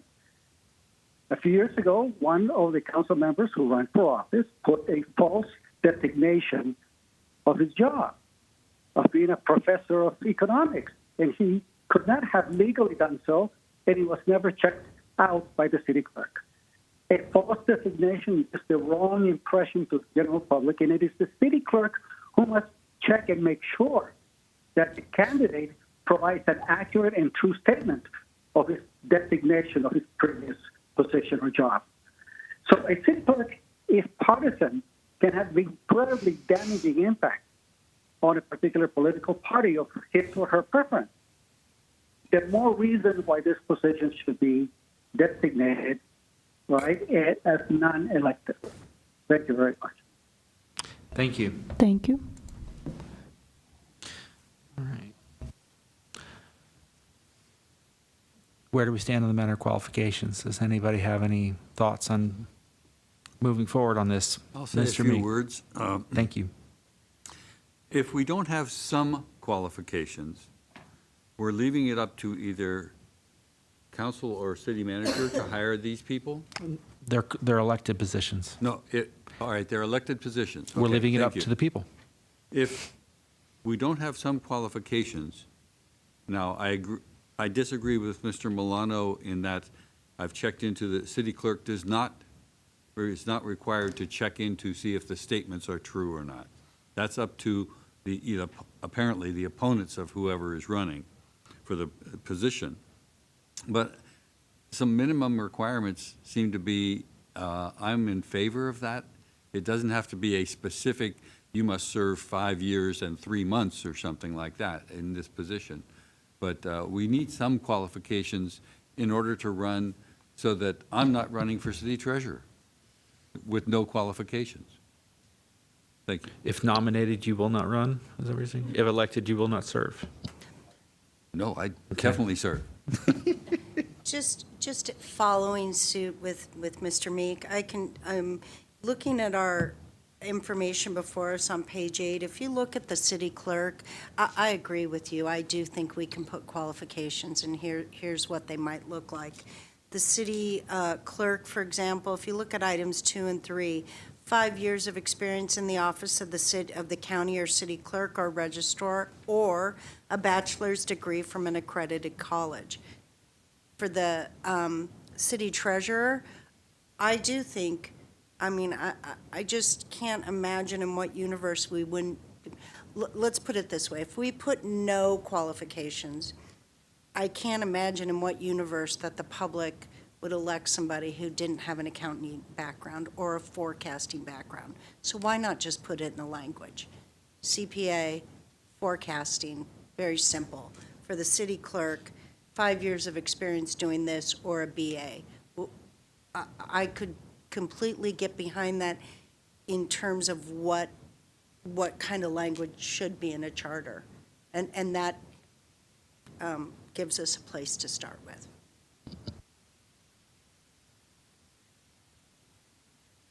Just a comment. I'm trying to look at this as a voter usually, especially for these two positions, but everything else, people who vote, and maybe it's I'm hoping, I don't know exactly, that they are looking at some of these qualifications for I see we have the ORs, at least 1 or 2 of them, and for the treasurers as well. But like Commissioner Miller said, because we think they already do at some point, maybe we should have some basic qualifications. But I think that the people who do care and go vote, these are the things that it's not about just a show or telling things. I think people who talk about their qualifications, hopefully it's most of the time they're being truthful too. And if it's an elected position, people do look at these things. But maybe I'm more hopeful than what the facts are, but I think that should be the there should be some qualifications that people have to consider for all these roles.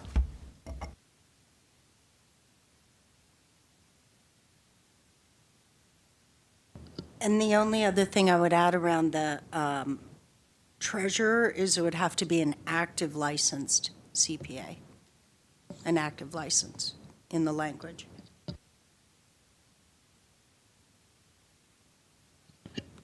Members of the committee, just as one point of clarification, and I was just consulting with the chair, just to remind the committee that based on your direction from the March meeting, what staff brought back to you in the staff report is additional information regarding credentials and certification, but this is not necessarily an exhaustive list. It's not intended to be an exhaustive list of potential qualifications. And there are certifications for professionals, not necessarily elected officers. These are coming from outside groups. That is also true. However, these were derived from other charter language.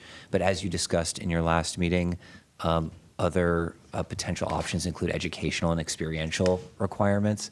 We were asked to drill down on the certifications and credentials, so that's what's clarified here. And I just wanted to put that out for that were mentioned in other charter language. So this is not intended to be exhaustive. It's intended to address your previous direction for clarification.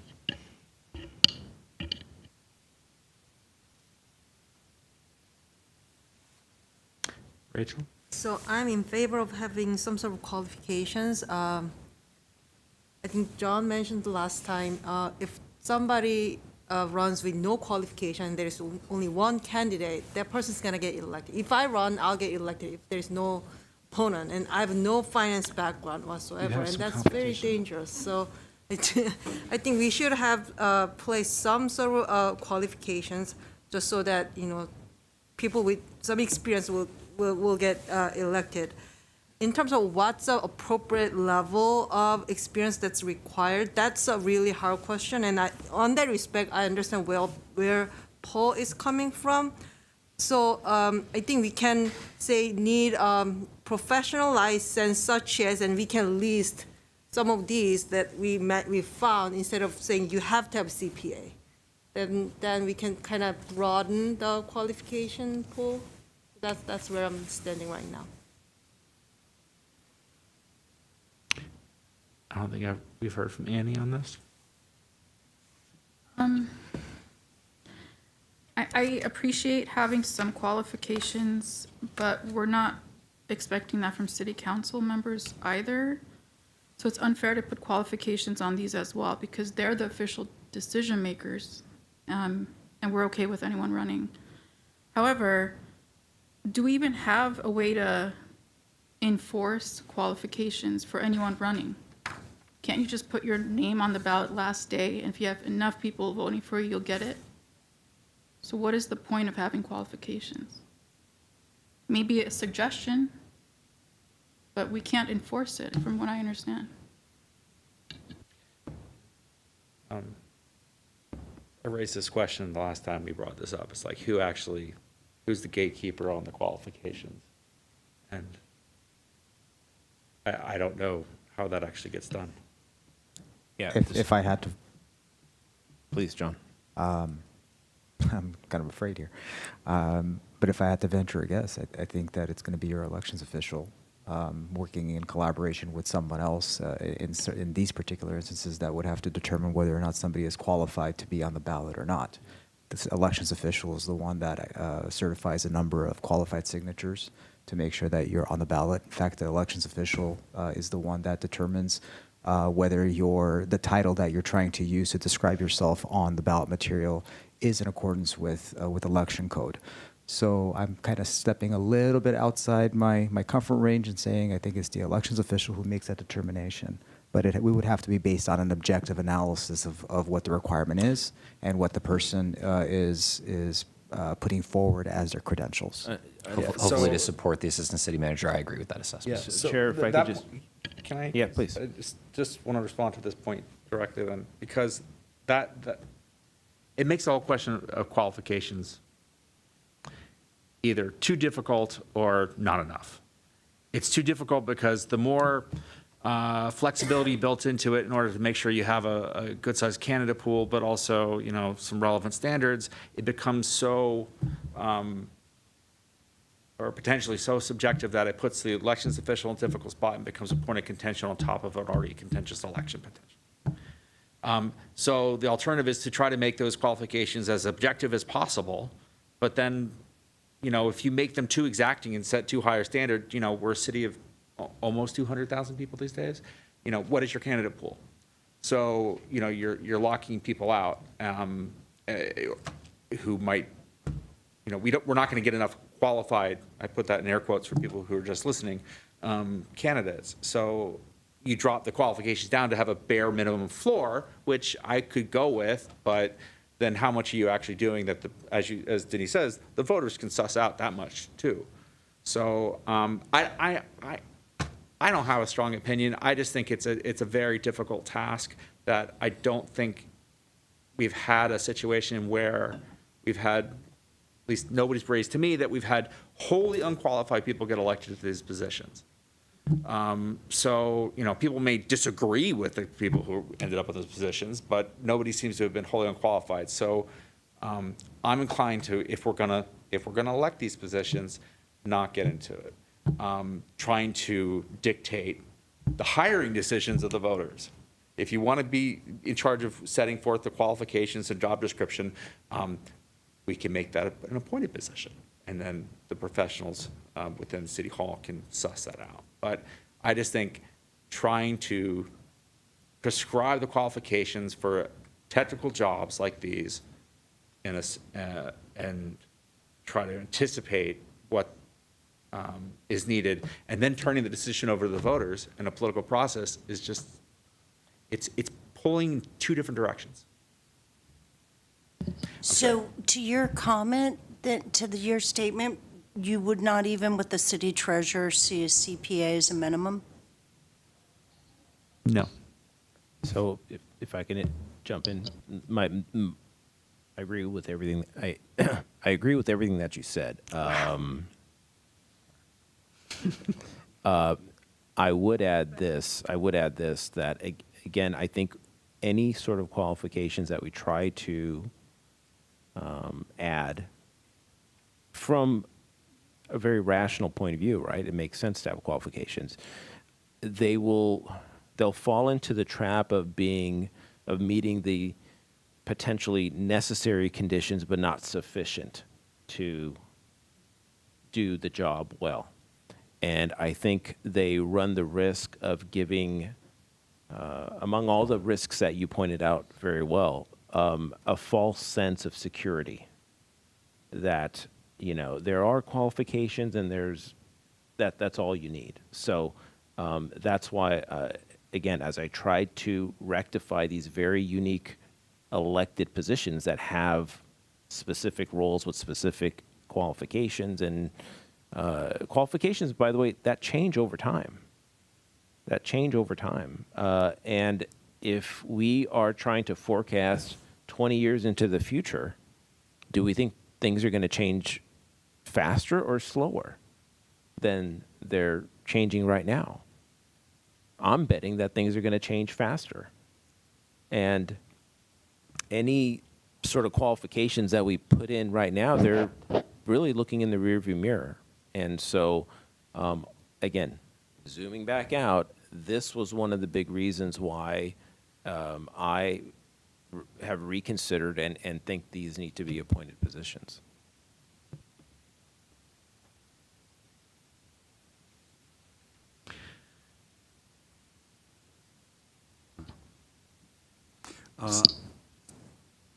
The minimum qualification to file for running is what we were discussing.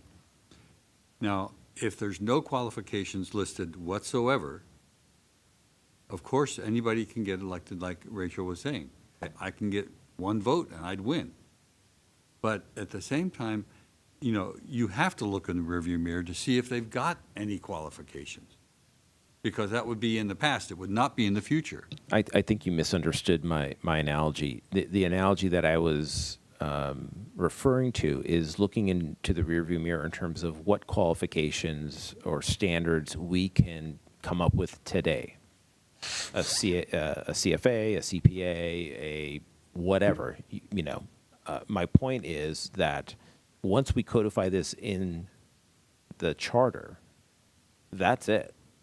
And my bet is that 10 years from now, those qualifications are more likely to change than they were 10 years ago. And that's what I'm referring to. So 2 years' experience will change 10 years from now. The use of 2 years of I experience, just threw out the number. or 10 years of experience. Yeah. Experience as a requirement for, well, first of all, experience in what? That's the issue. So Right. 10 years of experience at one firm is not the same as 10 years of experience in another firm. And that's where we get into the quandary of how do you judge? Like, how does the, assuming it's the election official, judge that 10 years here is really the 10 years of experience that we're talking about? So I wouldn't use that as an example. I think that's a poor example. I think that the better example would be some sort of credential or degree. But even then, I think two things. One, you are likely to have that as being something that is, you know, not Written in stone? No, something that will change, right? So, for example, a CFA was something very different 20 years ago than what it is today. I can speak from experience. And I guarantee that a CFA 20 years or 10 years from now is going to be very different than what it is today. So for us to put it in the charter doesn't make sense to me for that very reason. And again, my assumption is that the rate of change is going to increase. It is not going to decrease. So it just compounds the fallacy. It just seems to me that if you don't have any qualifications, why should, it doesn't make sense to me. You got to have something somewhere. That's why I made it so low. Right. You're right. You need to have some qualifications, but the whole point is to codify them in the charter is an attempt in vain. It's never going to work. So that's why I guess I'll disagree with you. Something has to be in there. Well, I think anything that you put in there is either A, going to be, it has a very high likelihood to be irrelevant, or C, is not going to be meaningful enough to matter, and D, runs the risk of giving people a false impression that it's a really meaningful qualification. So a false impression or no impression whatsoever. I'd rather have no impression than a false impression. And who's going to make, you're saying the voters are going to research on their own and find out if so-and-so is qualified enough to run for office? No, what I'm saying is that it should. It's actually pretty easy to do. If I follow if I could your finish argument. his direct question, what I would say is some voters will. However, where my conviction has come to is that these roles are evolving and have gotten to a point where they weren't 120 years ago, such that it makes more sense for them to be appointed for the very reasons that you pointed out, the need for qualifications. So if they're appointed, somebody has to investigate, is what you're saying to me. We're not going.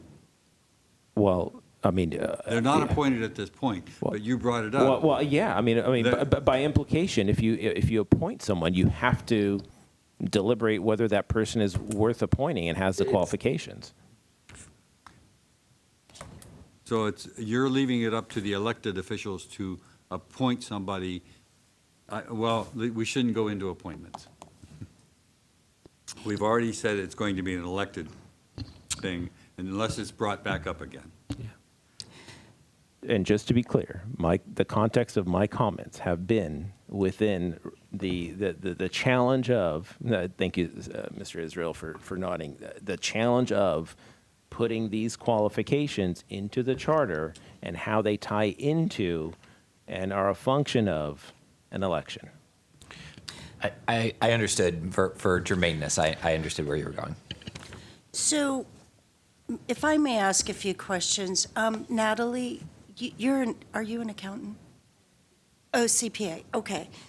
Natalie's in charge of our audit committee within the city. So I have a couple of questions. If we follow the case that you just built, Mr. Karapetian, about no qualifications, I just want to know in terms of the language that's been given to us.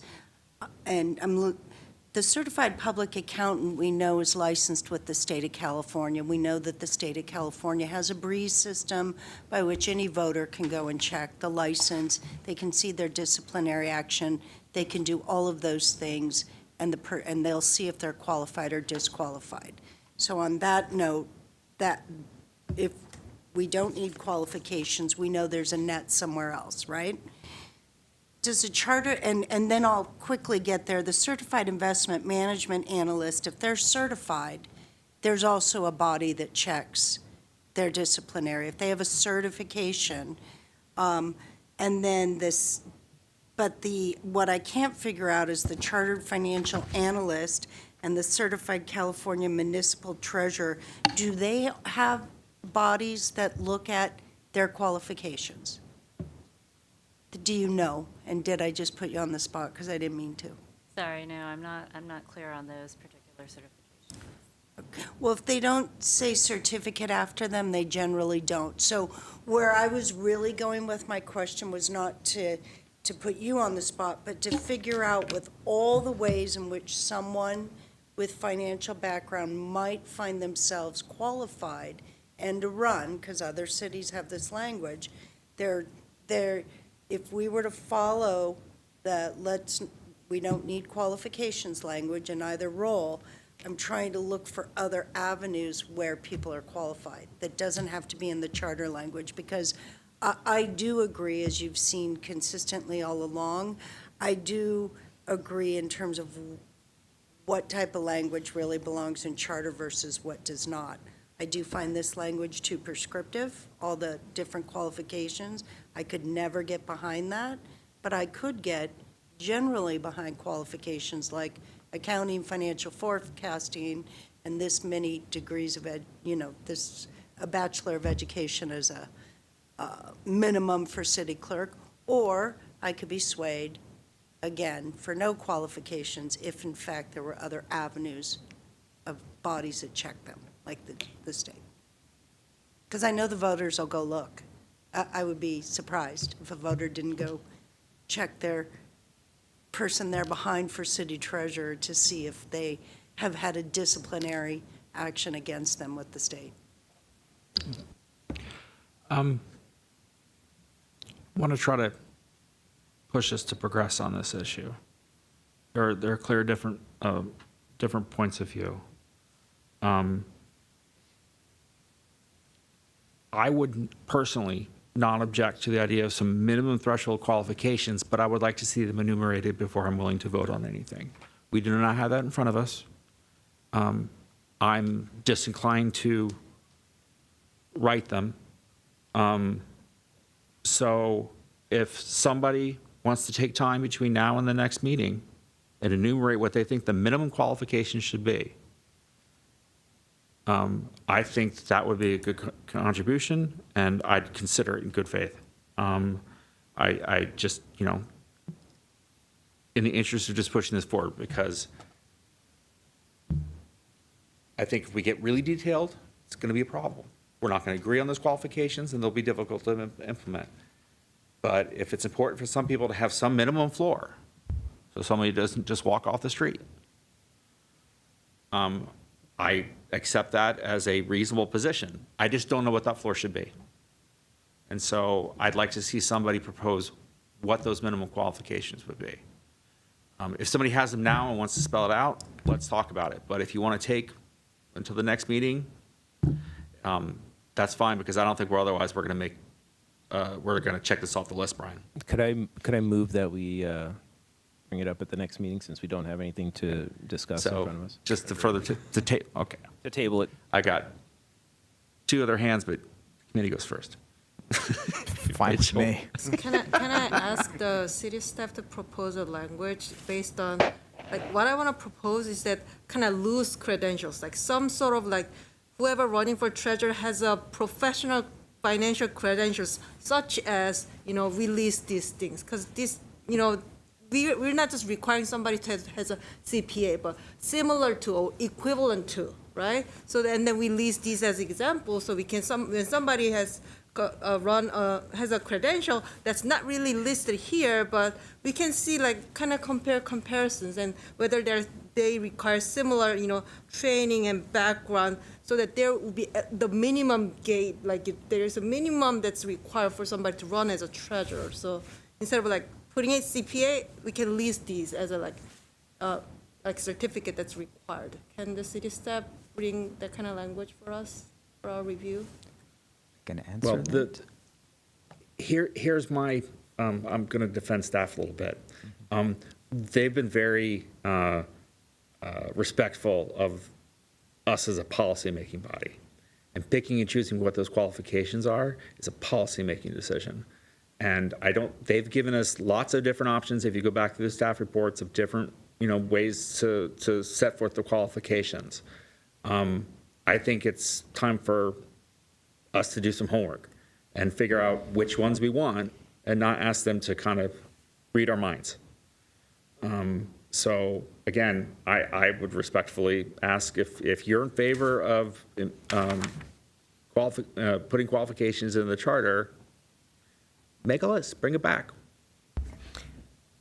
Don't talk to more than 4 other members. Can't we just do an ad hoc with 2 people? Because I mean, that's I mean, essentially that's what Paul had. If the 2 of you want to get together and talk about it, I don't have an objection. It can help to have a sounding board, but I think just trying to put it down to paper yourself, clarify your own thoughts at least. Maybe you'll find it's as difficult as I think it is, but maybe you'll do it better than I could. And I honestly, I want to get something in front of us that we can talk about rather than saying qualifications or not qualifications. Because I honestly, like I said, I could vote in favor of qualifications if I could see them laid out simply in the way in which they'd be phrased into the charter. I too agree that the city staff has given us a good amount of options that we can. If we're going for basic or almost basic, we have enough that we can and we should work on, because they have a lot of things, and I don't mind keeping the rules in place and kind of bringing it back next time and see how if we still decide that we want to have it, then we can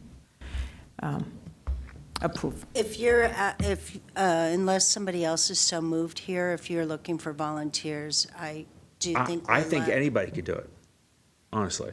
If you've got an opinion on this. I see what you're saying. Yeah. Just don't talk about it with each other. Yeah, I don't want to see, we don't want to violate the Brown Act, so. Yeah. I don't look good in orange. I know. Just so long as either directly or indirectly, you don't discuss it as a majority of the body. Yeah, don't distribute it to the group. If you're going to talk to somebody else, keep it between you and the other person. Rachel?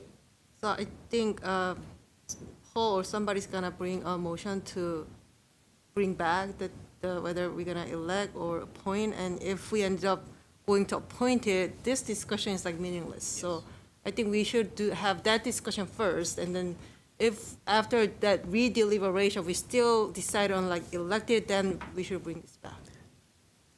Here's what I would propose, because you're right. If we end up revisiting and changing our recommendation on the question of appointment versus election, it would moot this question. Therefore, my preference would have been, let's table this discussion, carry it over to the next agenda, and although it's old business, if there's a decision later in this meeting to bring back for reconsideration the election versus appointment issue, we will flip the order. Or if you put it in the other way, I will flip it on the spot. And we'll take the question of election versus appointed if it ends up on the agenda before we revisit this question. We don't have the decision-making power to do that, though, right? So we could possibly also talk about this as well. Yes, we could do it as an alternative, you're right. But it also may color people's question about whether or not to go forward with the discussion. So Chair, could I reintroduce my motion again to table this until the next meeting? Yes. I am making a motion. Is there a second? Seconded. Seconded. Motion by Paul, second by Brian. All in favor, say aye. Aye. Aye. Any opposed? Abstentions? Okay, motion carries. So, where were we? That, I think concludes 6A. 1 through 3. What, A, subparts 1, 2, and 3, with 3 being tabled. Okay. The 1, 2, 3 were in my head.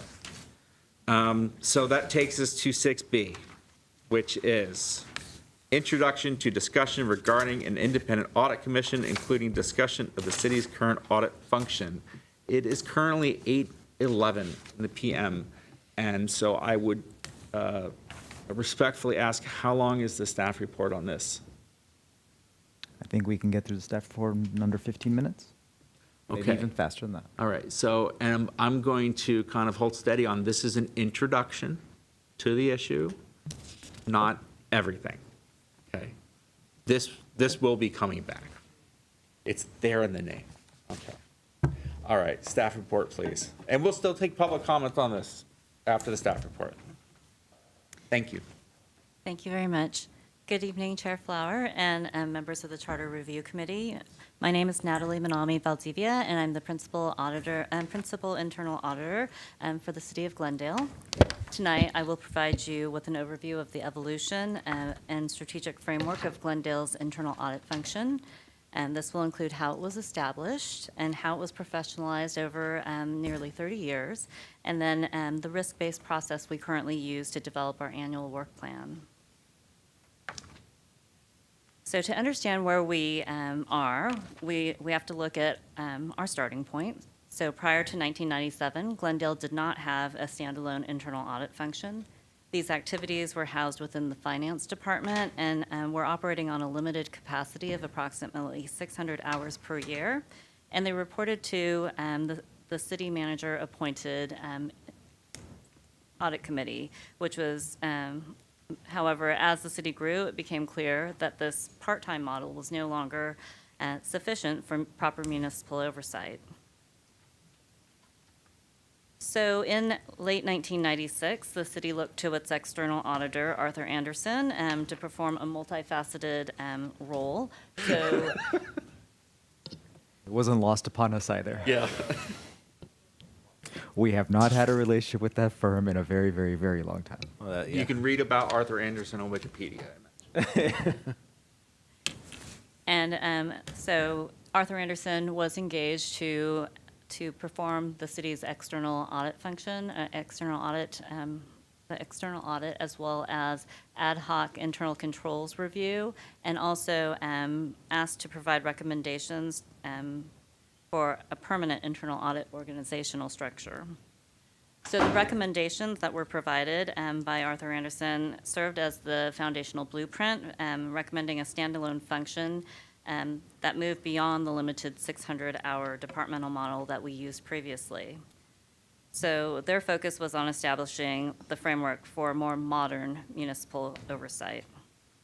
So based on these recommendations, city staff prepared a formal report on its recommendations for the internal audit organizational structure, and the staff report addressed 3 pillars: increasing the allocation of staff resources, elevating the level of the professional expertise, and most importantly, ensuring the total independence of the function. So on February 4th, 1997, City Council took this first legislative step by formally approving the establishment of a dedicated internal audit function, and this motion passed with a 3-2 vote and established professional standards. So the internal audit staff was now required to hold professional designations, which include the certified public accountant or certified internal auditor, or a similar designation. And then also that our group operate in compliance with the Yellow Book and the Red Book standards. What's IIA 2A? Or is it 2A or for the Red Book? So IIA is the Institute of Internal Auditors. You're welcome. So moving on to slide 5. So the final piece related to the independence of the audit function was completed in August of 1997 when the council unanimously passed the formal creation of the Internal Audit Committee.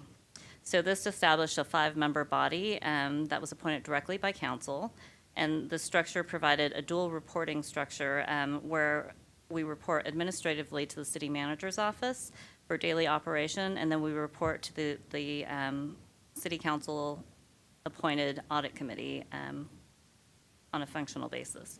So this ensures that our audit work remains independent of the departments that we audit, and while maintaining a direct line of accountability to the city's audit committee.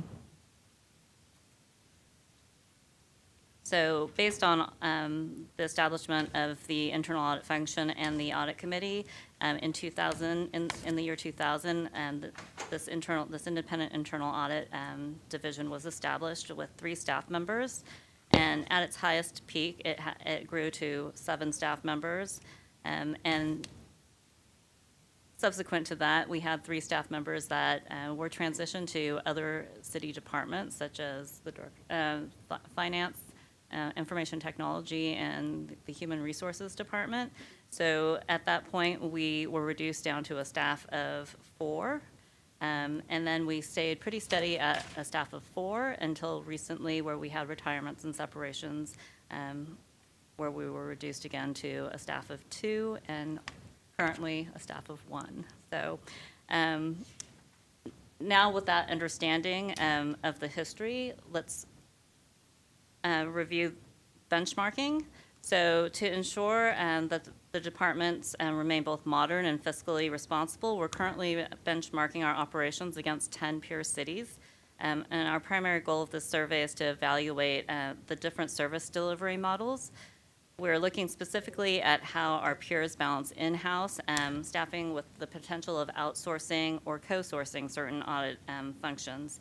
So this data will allow us to compare the costs, the expertise, and the independence of various structures.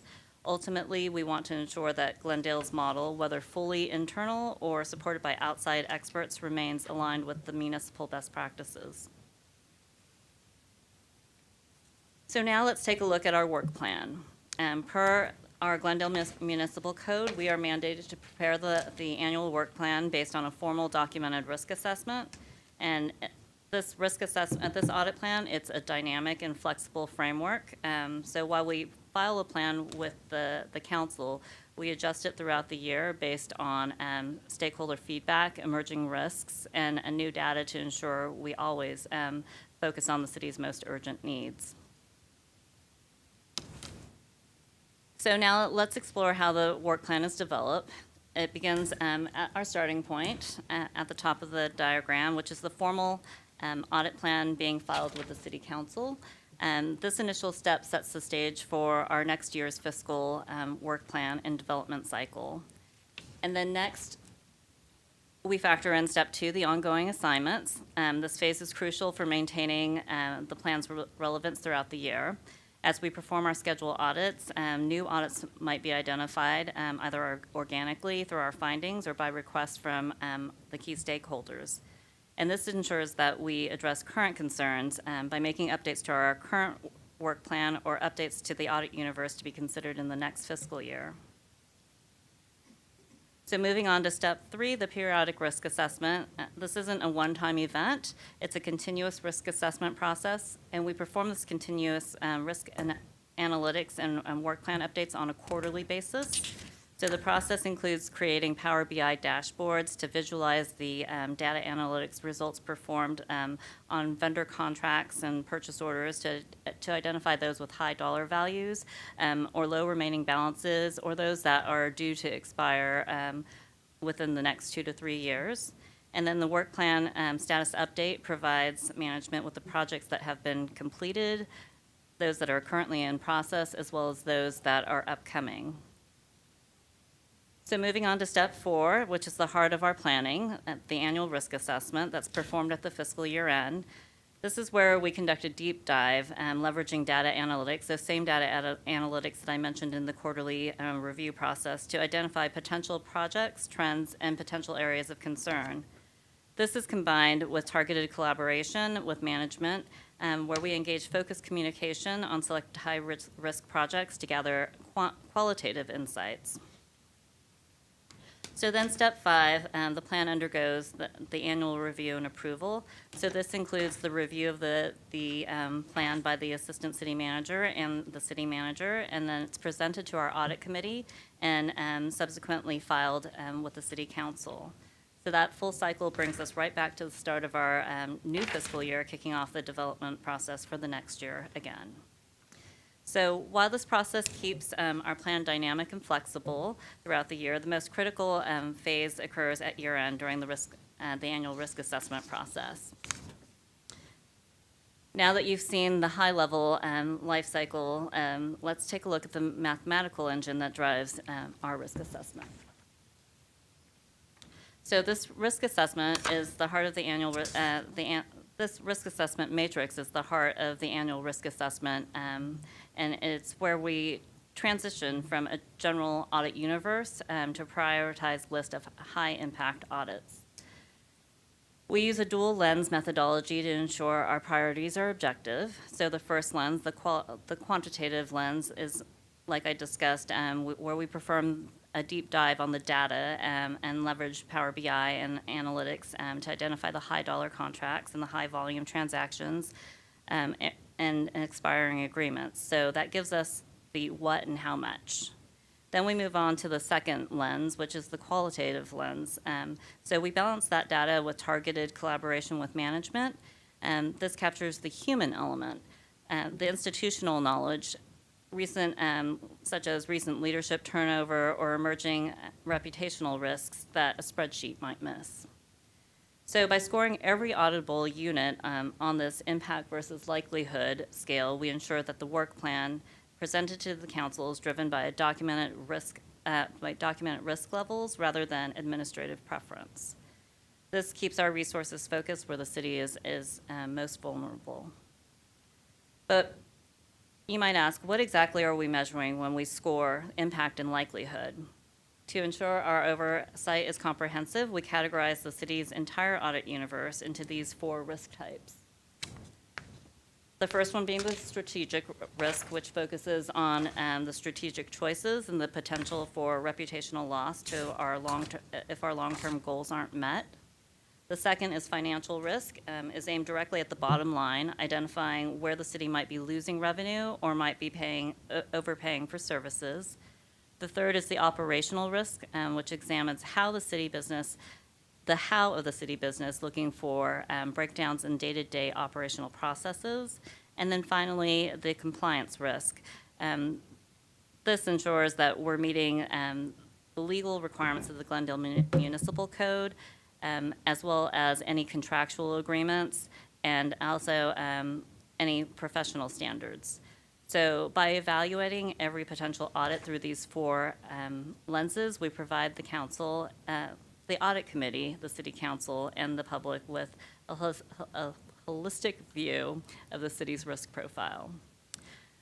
This concludes my presentation, and I'd be happy to answer any questions you might have.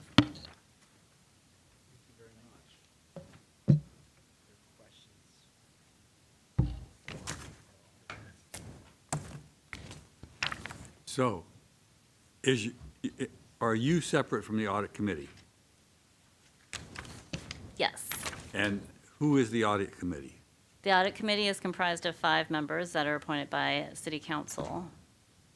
And when do they meet?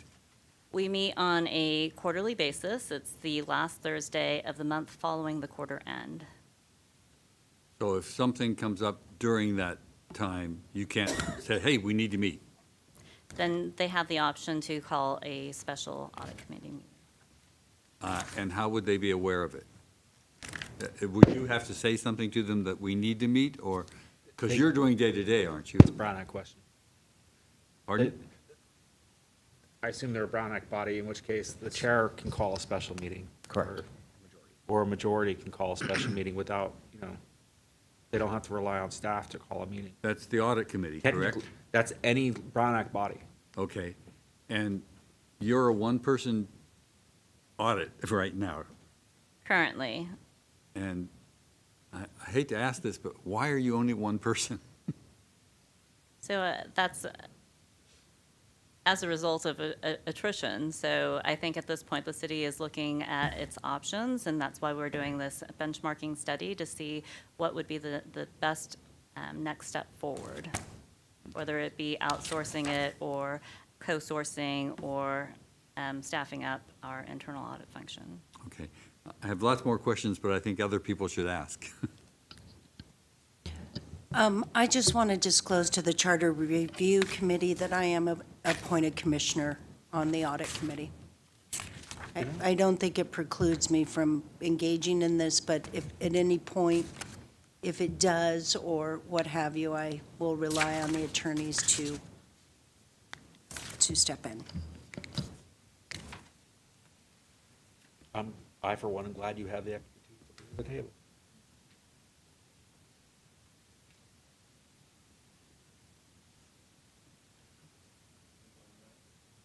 Yeah. Go around or just jump in? I'm sorry, I missed last week's meeting, so maybe it was discussed. What are we looking for here? So my brief summation of how we got here is that there have been members of the public who have been questioning the adequacy of the city's internal audits and audit committee process, and wanted to bring it forth as a charter issue to perhaps enshrine something in the charter to strengthen the auditing process. Beyond that, did I correctly, fairly state that? Yes, you It's an did. accurate statement. And what is the charter, very briefly, what does the charter enumerate about the audit committee? Nothing? It does not. The charter committee was established by ordinance by the city council. And that ordinance identifies their scope, their responsibilities, their composition, I think all the way down to the reporting structure. Thank you. Does the audit committee basically work on reviewing in the annual auditing process, or are they auditing specific contracts or departments? Yes. Yes. So, as Natalie was mentioning, there's a number of different types of audits that the audit committee will review. Some are performance, some are financial, some are compliance type audits. The type of audits that ultimately end up in front of them is based on the risk assessment. So it's different every year. One thing that I think there's maybe a misunderstanding about in general is with no audit committee, no internal auditing operation audits 100% of its documents. You have to identify the ones that are the highest risk and take the sampling of that. And even then, you're getting into quite a bit of nitty-gritty detail. It is a comprehensive audit where the auditors not only have to first you have to identify the audit you're going to do, then the auditors have to understand what the terms of the agreements actually were, what the scope of the contract was. So they have to become subject matter experts, and then they have to take the deep dive and work with the professionals who are managing those contracts to get all the information and then validate all of that. So as you can imagine, this is much more than taking a look at a couple of pieces of paper and determining whether or not finance the dollars were spent appropriately. I think at a minimum, an audit that we do nowadays is a minimum of 60 hours? I'm going to let you answer what the minimum number of hours of an audit actually are. How long does it take to do a typical financial audit? Well, we have different types of audits, like you mentioned. So if it's an analytics project that we're putting through our program called Arbutus, it could be an 8-hour project. But if we're talking about a full-scale performance audit, it could take upwards of 450 hours, maybe 600 hours to complete. I missed the 0. So a question back to the audit committee. Do they have any independent auditing functioning, or are they tasked with reviewing the audits conducted by your office? I don't believe that They're not going and opening up books and doing the audit themselves. No. So they have, so when we issue our reports, we issue the reports to everyone as we complete them, so they have an opportunity to review them.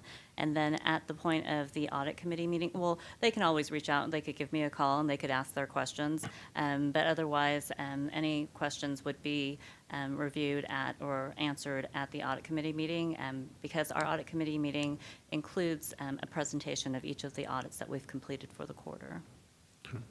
When do you, when do you expect the benchmarking study, the delivery, different alternatives to be complete? We're hoping to have it completed, or we will have it completed by our April 30th audit committee meeting. Oh, that's great. So that'll inform us, I think, a little as a group.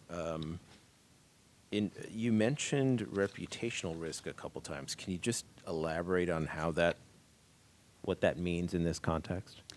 So when we're talking about strategic risk, we are concerned, one of the aspects of that strategic risk is the reputational risk of the city. So if we fail to meet a long-term goal, how would that affect the city's reputation? So those are their long-term goals that have been enumerated by council. Is that what we're talking about, or are we talking about missing a debt covenant and the reputational risk or the credit risk in that case? That would be communicated that would be included within our communication with the department heads, or the departments and their staff, as far as what they consider to be a high reputational risk for the city. Okay, so reputational risk to me is a very qualitative term, and am I understanding that correctly? It's a qualitative. Each department head can raise, this goal, should it not be attained, has reputational risk. Is that how it works, more or less? Yes. Okay. And if it helps this committee to know, I'll just share 2 of the things our committee looked at, which is public information. Like, for example, if you think of every single function within the city having a cost associated with it, whereas city staff is responsible for that, what they bring to the audit commission is like, for example, one item was take-home vehicles. There's a cost associated with that. When the city owns vehicles, which employees can take them home, what the costs are associated with that. And then there's a independent review that they bring before the commission, and we look at that. Another item was the credit card point of sale, the costs associated with that, and they brought that before. So if you think of every city function that you could imagine, they're ranked at the end of the year. You can see if I learned my orientation last year, since I was just appointed last year, but they are ranked at the end of the year. It's by an independent outside agency, and they come back and they present before the audit commission. There's an order of which we address them quarterly. What I'm also learning is that we as commissioners can go to staff and pull out any other items and ask questions about if that can be moved up. Is that accurate, Ms.? So Yes. if I could just finish on, and that was very enlightening, thank you. The risk types, the 4 risk types that you outlined here, reputational risk falls under strategic. And if I understand the process correctly, the development of the work plan, those 4 risk types are, for lack of a better term, the limiting factors of what is included and how an audit plan is developed? Or what gets an audit plan for that matter? That's what's used to rank them. So that's the mathematical equation. So we will rank those 5, 4, 3, 2, 1, and have a calculated score that will prioritize our audit universe. Okay, last question. Are these equally weighted, the 4 risks? Yes. Okay, could I ask that your office give us examples of how this is, done, or just point us to the public documents that we can? Because for me, I'm really wanting to understand how the reputational risk, how if it's equally weighted and council determines what reputational risk is, then that can determine what gets audited. And I may be wrong in how I'm understanding it. Let us give that a little bit of thought so that it actually makes sense. We're kind of sidebarring, so I apologize. Yeah, no, that's fine. I mean, I've had all of 10 minutes to think about this, but that's kind of where I'm. My sense is we can probably provide a copy of the original risk assessment that we did last year, because it would be a real life example of what was looked at and what ultimately ended up making it on the audit plan. Yeah, and I'll just end on this. I think part of what's driving this, at least for me, is a sense that things that are important are not getting the proper attention that they should. So if the process is allowing for things that are important to get the proper attention that they should, and then things that are not important, and I understand that these are all relative, measurements, that'll go a long way in helping us determine, is this audit system currently working or not? Thank you very much. I do want to share, though, that those are not the 4 sole factors that we use in the risk assessment. So there are also, like, for example, director's picks, or because we want to be able to audit a broad range of topics. There's also a score associated with if it's been audited within the last 5 years. So it's not just those 4, but those are the 4 key that we use. But to Mr. Karapetian's question, I do think you could go back to Q4 of 2024 when we met. You would see the outside auditor that came before you would see that risk assessment. I imagine it's in the documents, right? They're public. I'm not quite positive. I do think that it is in that audit committee packet, but I would have to verify that.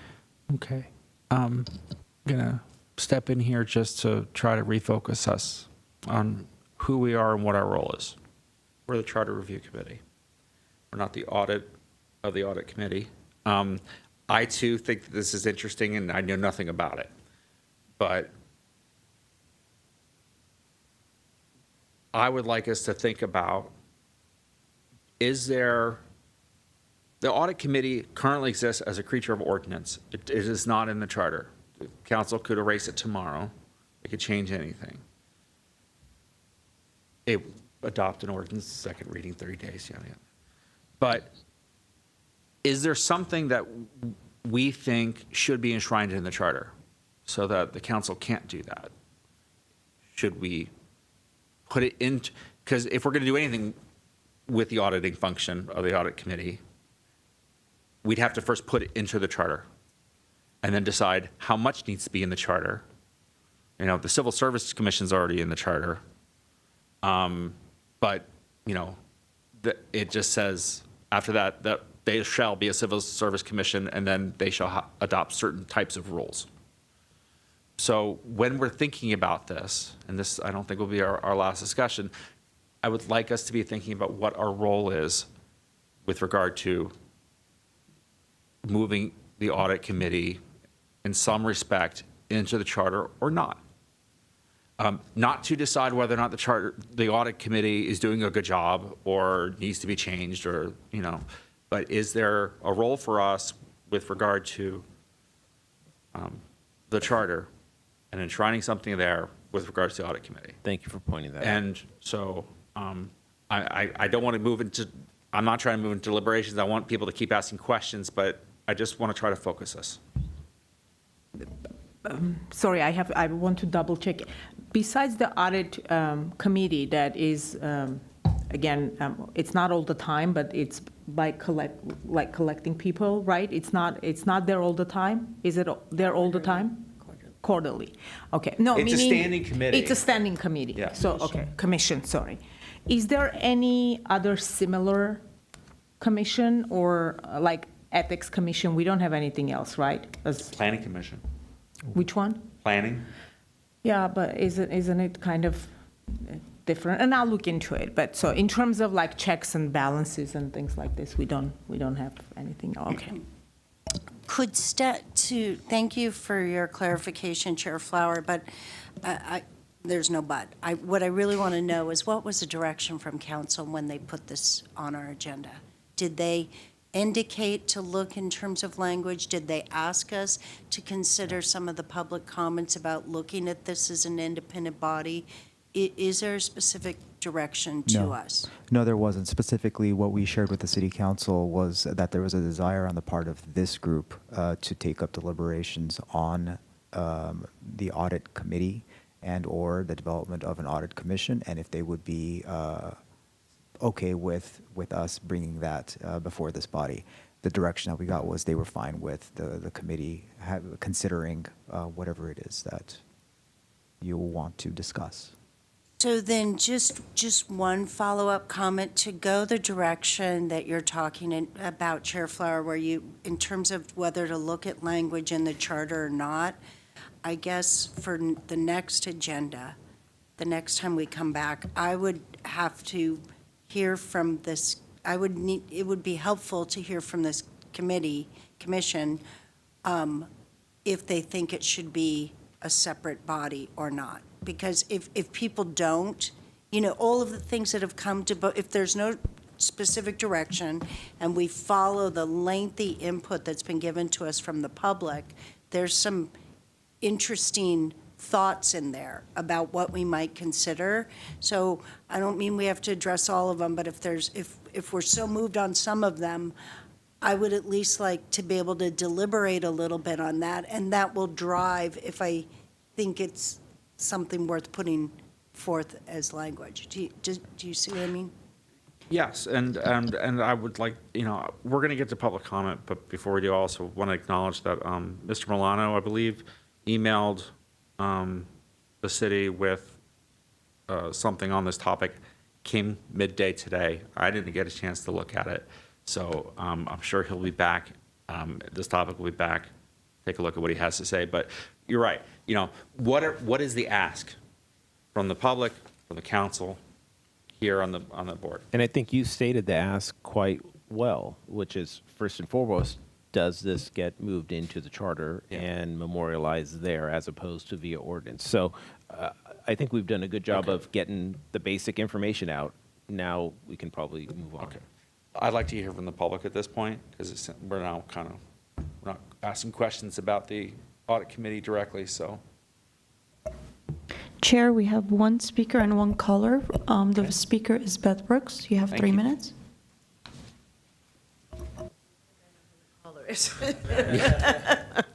From far betting away against out of that. the country. I'm glad that you actually clarified that, because I had all these notes from Mr. Milano that I, had written on my phone that died, so then I had something printed out that was much longer, so, I can't wing it when it comes to those things. But really, his bottom line is that this needs to be an independent, paid audit that does not answer to the council, the city manager, and really, because as far as I know, given our financial situation, and we have quite a number of problems, that it really has to be a very robust, independent, really independent committee, and they decide what they should audit. I go almost every week to council, and I see a lot of crazy things. I'm not going to, tell you what Mr. Milano gave me, but I'll say, let's say the last contract for however many millions of dollars that was, there was a 20% reserve. Now, the question was, 20% seems like a lot of money. And then the answer to that question was, well, when they go look at the sidewalks and they go look at things, things could come up. I'm like, you don't know what the sidewalks look? Where did you come up with the number 20%? Why not 5%? Because look, in reality, if you give people money, they spend it. They'll find 20% of problems in the sidewalks, in the curbs, anywhere. That just seems very reckless. There's a lot of reckless spending. Now, what I didn't see, I thought it was a great presentation, but what I didn't see is how many audits have been done. What did you find when you looked in those audits? As far as I know, I'm trying to remember the number. It was like 90 contracts and 3 were audited. Something great, some kind of crazy number to me. So that's what I was waiting to see. What did you find? How many did you do? And doing something quarterly when we have a lot of financial problems, especially, unfunded pension liabilities, and we transferred apparently in 25 years, we transferred from the GWP, we transferred more than $400 million out of the GWP and put it in the general fund. There are a lot of bad things that have happened, and I think we really do need, and when you say independent, a paid doesn't answer to anybody commission. And, which you could be on, and that you would actually get paid. But I don't know if that goes into the charter. I don't know if you put in the charter, we need a commission that's independent and is, is private people from this industry. But that seems to me to be the only way. You cannot be told by the city manager what to audit. You have to have total independence. That's the only way to have total independence. Okay, and I will give you Mr. Milano in a few seconds. Thank you. We have a caller? Yes, Mr. Herbert Milano, you're on air. Thank you, members of the Charter Committee. I'd like to start with the following information. I have been working in accounting and in financial systems and implementing them for pretty much more than 40 years, about as long as I have been a resident of the city of Glendale. Hundreds upon hundreds of financial statements that I have reviewed in assisted companies that are larger than the city of Glendale in terms of annual revenues. And I decided to take 1 year to look at, in detail, from the year 2000 to the year 2025, year by year, to give you guys an assessment of something that is very, very telling on the problems that we have with the city of Glendale because of the lack of sufficient funding for such a critical role as the auditing is for the city.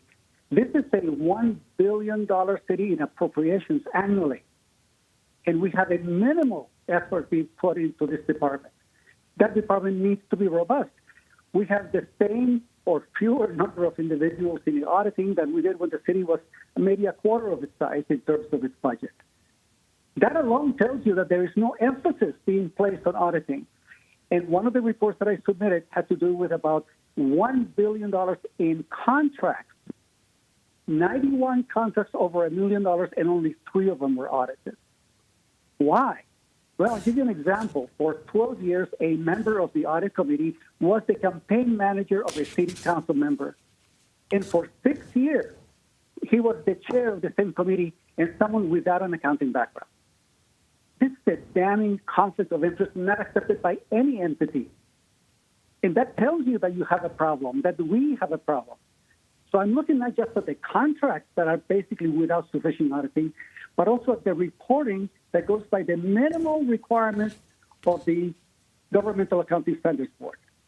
Up until the year 2015, the GASB did not require the city to even put on the financial statements the amount of unfunded pension obligations. And now that we do, it still lacks the putting in there the interest on that debt. It doesn't require for the city to put in the interest on the bonded debt, even though the bonds are not callable. In other words, we do the minimum requirement by law or by this requirement, and so does the auditor. But the individuals who must give a clear, absolutely honest, unbiased example as to where we are does not exist. And that's why it has to be independent. And I made my case on one of these issues on the documents that I prepared, and I have been preparing for a very long time, through official records of the city. We siphoned off $474 million from the utility bill and paid by utility payers on top of the 7% utility user tax. Thank you, Mr. Milano. Your time's up. Thank you, Mr. Milano. Thank you. Oh, thank you. All right. No further comments? No further comments, Chair. All right. Thoughts, Rachel? Questions. Sure. So I have like kind of two-part questions. One is the city staff in general. So I found this section from the charter under the city council, Article 6, Section 16. It says at least once a year, the council shall employ a CPA who shall investigate transactions and accounts of all offices having the collection. Like, so how does that being implemented in like running the city? So that's my first question. Second one is to the city auditor. So may I ask how long you've been with the city? I've been here since 2001, at the end of 2001. Okay, so 2001, okay. In your opinion, is there an area in the city's financial management that's seriously lacking oversight?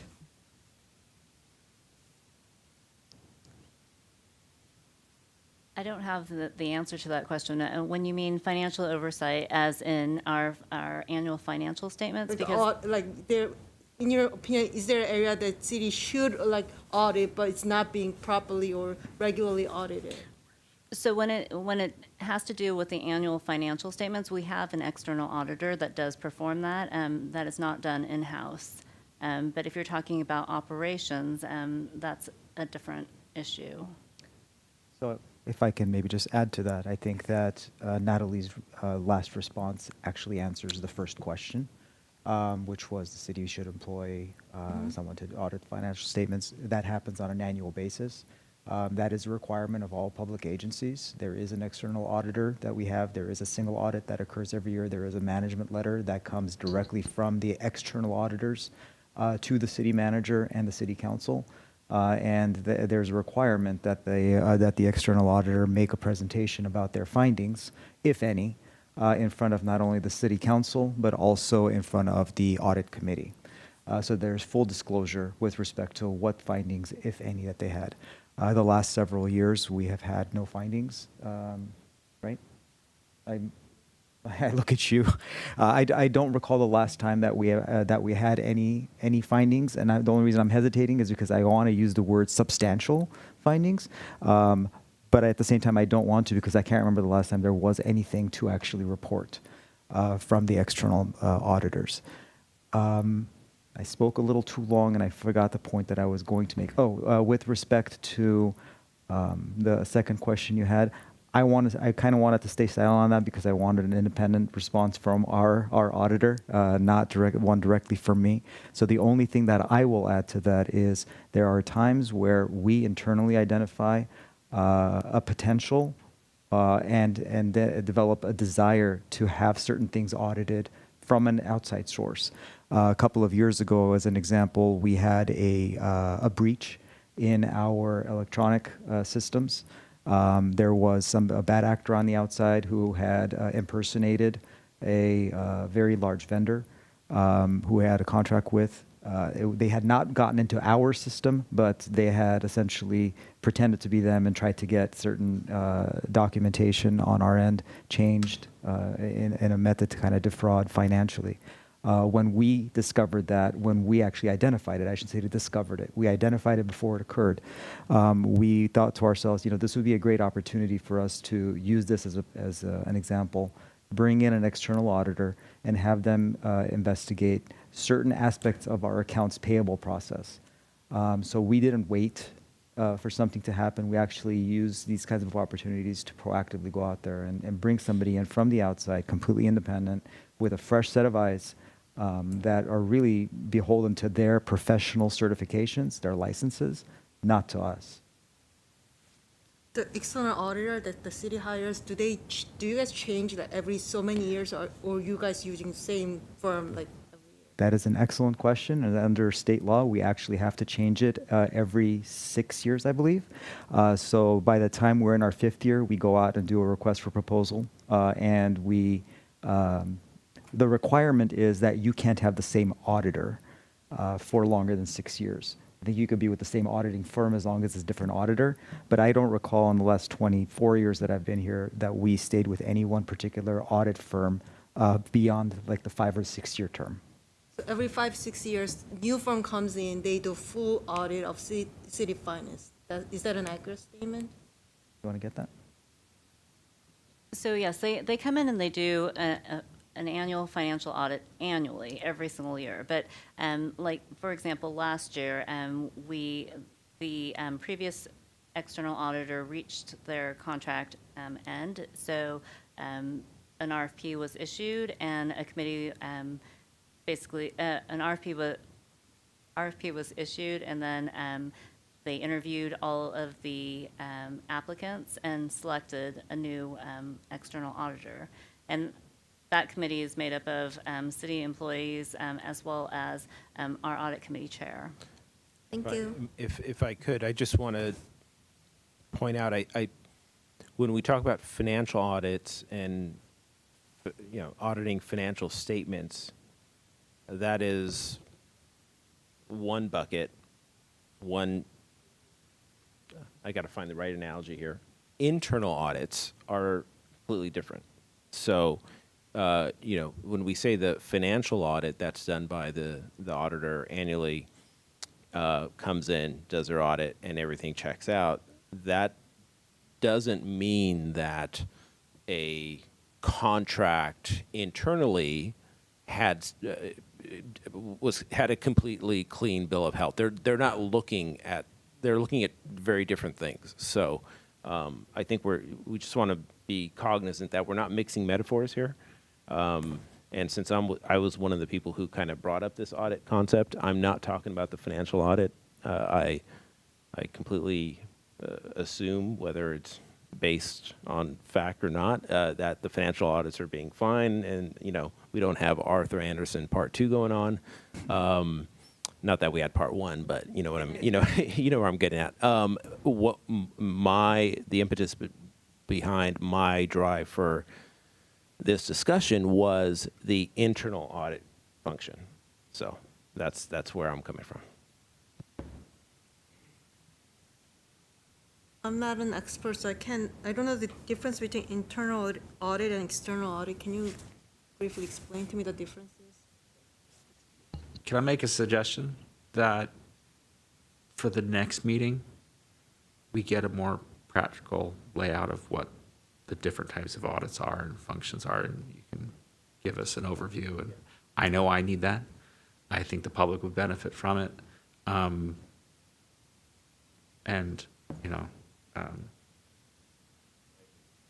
don't want it, this doesn't need to be a mini seminar on the topic, but just like nuts and bolts, what does an audit entail? How are they used? And again, is there something about it that we need to enshrine in the charter? I did see that there is a provision in the charter that talks about the council required to hire a public accountant once a year to go over the books. What does that mean? Yeah. Are we just kind of aligning over the fact that it's like, well, we're basically doing that through this internal audit function, or is that the external function? I mean, can we relate back to the text? And is there something more we need to enshrine or change and update what's in there to maybe just track what we actually are doing? So to answer that, because I thought that's why I got to this point, is that is a very different audit. That is a financial audit. Yep. To say that your books are in order, your income statement, your balance sheet, you get an opinion, it's not qualified, everything's good. Very different than the internal auditing function. We should probably use a different term. I don't know if it's the right thing to do, but it's essentially a controller-ish type function, internal auditing function. You're looking inward at the contract, expenditure level, and the qualitative as well as the quantitative components of that. If I missed anything, So you're going to do the staff report? No, I'm not. But I want us to put aside the charter language, because the charter language doesn't talk about what I'm talking about. But do you understand, starting with the charter language, but also just to understand what's already in there? Oh, yeah. Since we're being That's- asked, should something change? Well, That's fine, and what I does it think say to that, begin I with? honestly think that's like a 10-minute thing. That's what that is.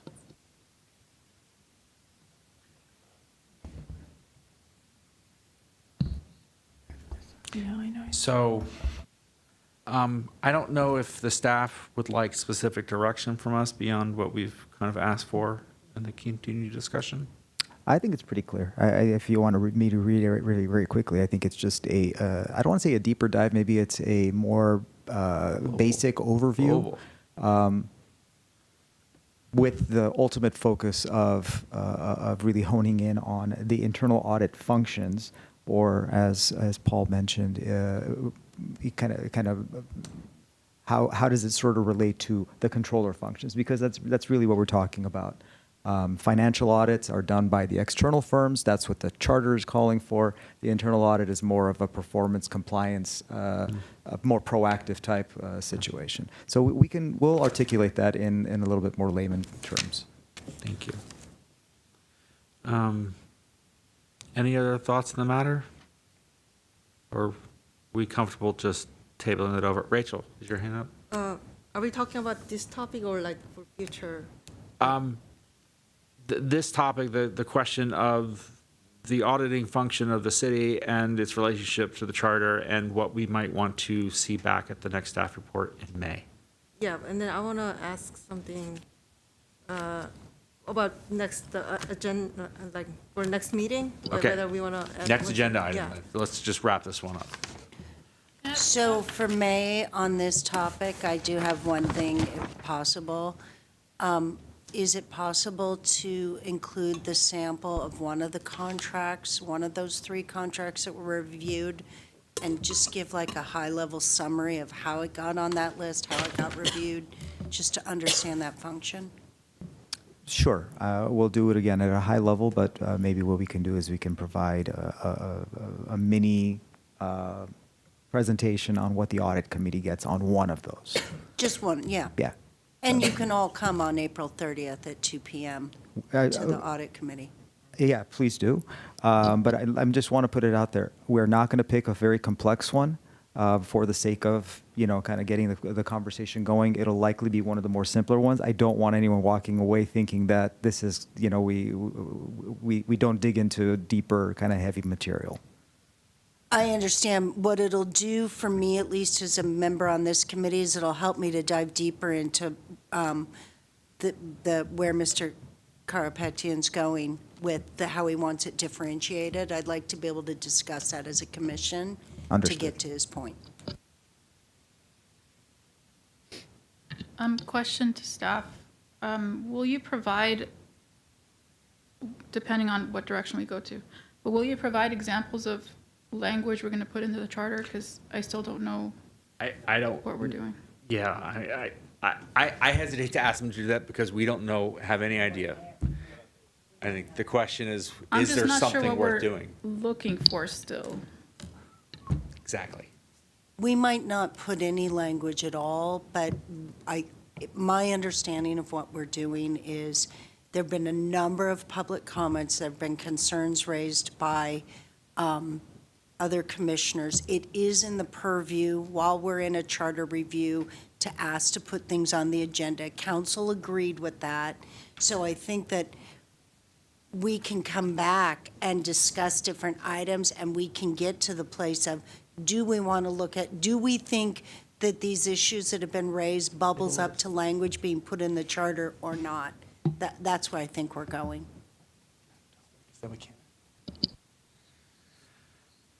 Rachel. Quick question. So earlier we discussed about the qualifications of treasurer, and because a lot of people do not want to put in, anybody who are not qualified can elect it. If that happens, do we have a mechanism to recall that person later if something happens? Yes, it's called a recall election. Is it in the or is the It's in state law. government code or? It's in state law. Okay. That's my question. It's filed under Gray Davis.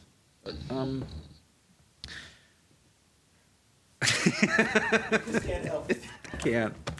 It's after 9.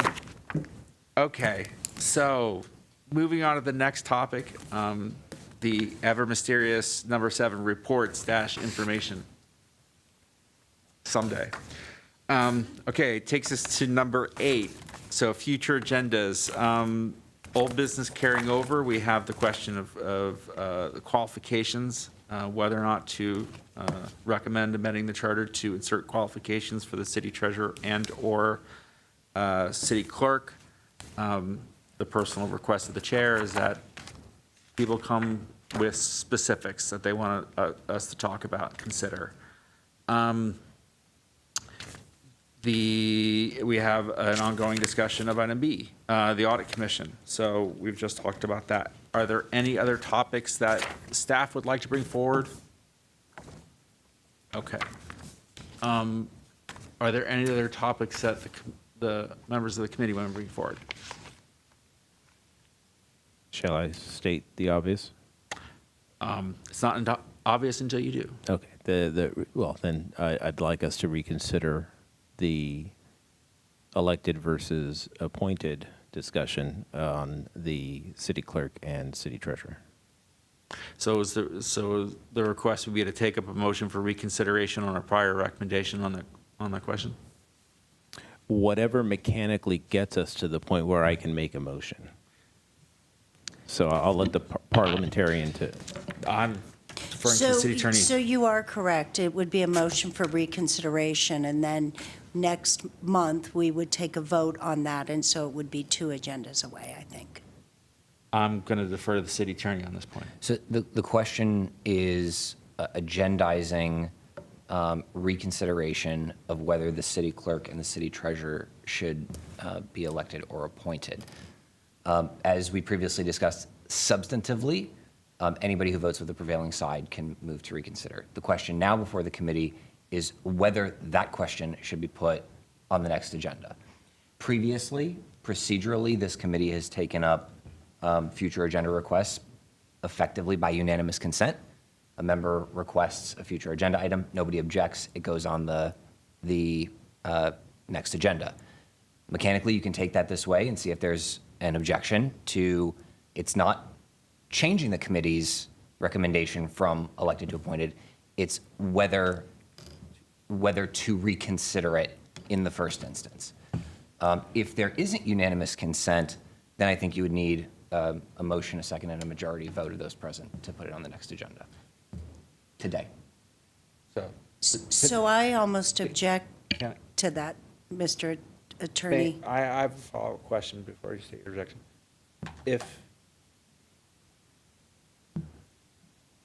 If the decision tonight is to put on the agenda for May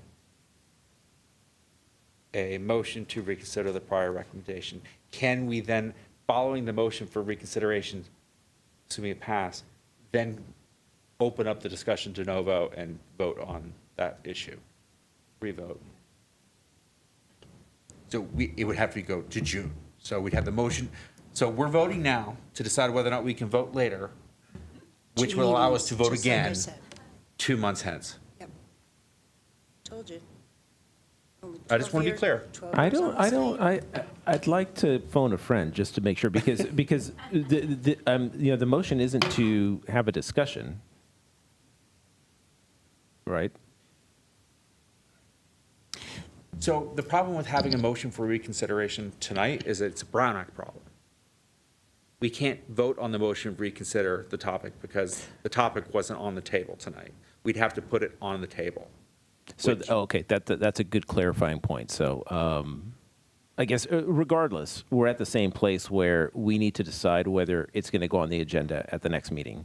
So I think that the expeditious way of doing this in the interest of time going home is I'd like to make that motion that I've already stated, and if we can see if it gets it onto the agenda for next time.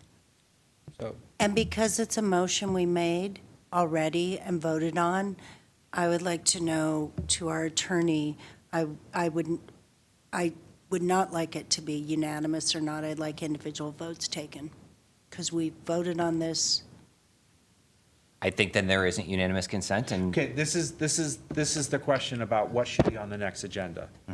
Yeah, we have. Not whether or not it actually, we should reconsider the question. That's the No, question I to be. get that whether it would be on the agenda, but my understanding is the motion to whether to put it on the agenda, in the past, we've done it unanimously. Correct. What I'm stating is because we've already addressed it, rather than unanimously, this motion to put it on, I'd like an individual vote taken for the Okay. record. Understood. No, so I just want to be clear then. So if Paul's motion to agendize a reconsideration passes at the next meeting, will we simply be voting on a motion to reconsider on a future agenda, or are we actually voting on that is both that and the question of should the treasurer and clerk be elected? as we sit here, that is my understanding of the appropriate course of action. If it can be added to the substantive discussion can be Yes. added, if this motion passes, in the interest of expediency, we will add it. Great. Okay. And in Does the that- meantime, you'll sort it out and There it is. We'll learn together. Okay. So there is a motion from Paul to place a motion to reconsider our prior decision, our prior recommendation on the city clerk and city treasurer election. Is there a second to agendize that motion to reconsider? I'll second it because I think if there is a concern, we have done this before, I think one time, if someone wants to revisit and if we still individually think the way we think at that time, we should do it. So I'll second it. Okay. We have it's a fair point. Would any members of the public like to comment on this decision regarding a future agenda? At this point, Chair, we have no callers and no speakers. Oh,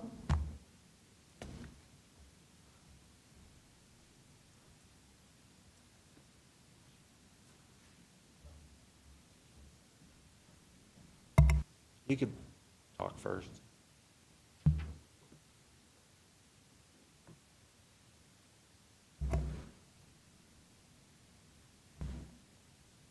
I just want to reiterate that the Charter Review Committee took 2 meetings to extensively discuss the issue of whether to recommend the clerk's and the treasurer's position to be appointed or elected. So I think sufficient discussion took place.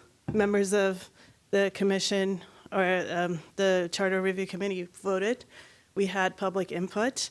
And again, I want to reiterate how important it is to really think about whether we want to have more democracy in our city or take away that democratic vote of the people and make these positions into appointed ones. So that's all.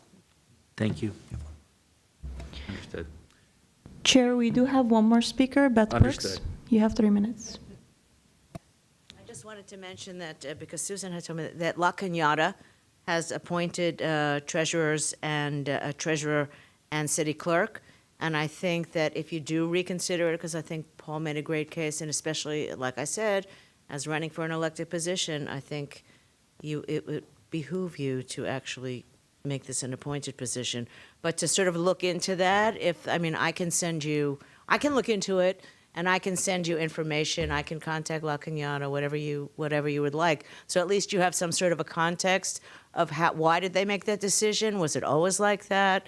You know, what did they take into consideration when they did that? So at least it's not just a question of, we decided that already, so let's close the book. Because like Paul said so really eloquently, and such a smart comment, when you learn more, when you're educated about something more, and he actually is responsible for my 180s, often a 360 on many important issues that I was very obstinate about because I learned so much from him.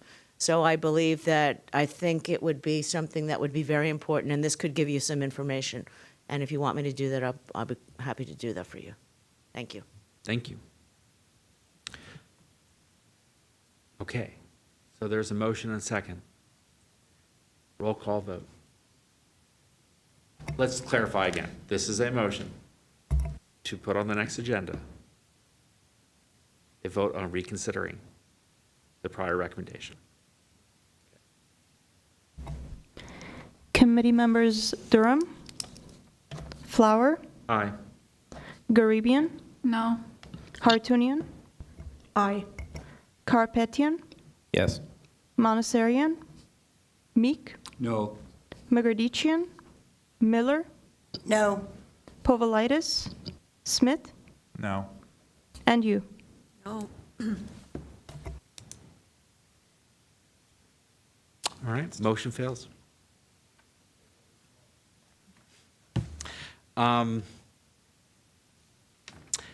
There's no other items for future agenda. That takes us to number 9, adjournment. We are adjourned.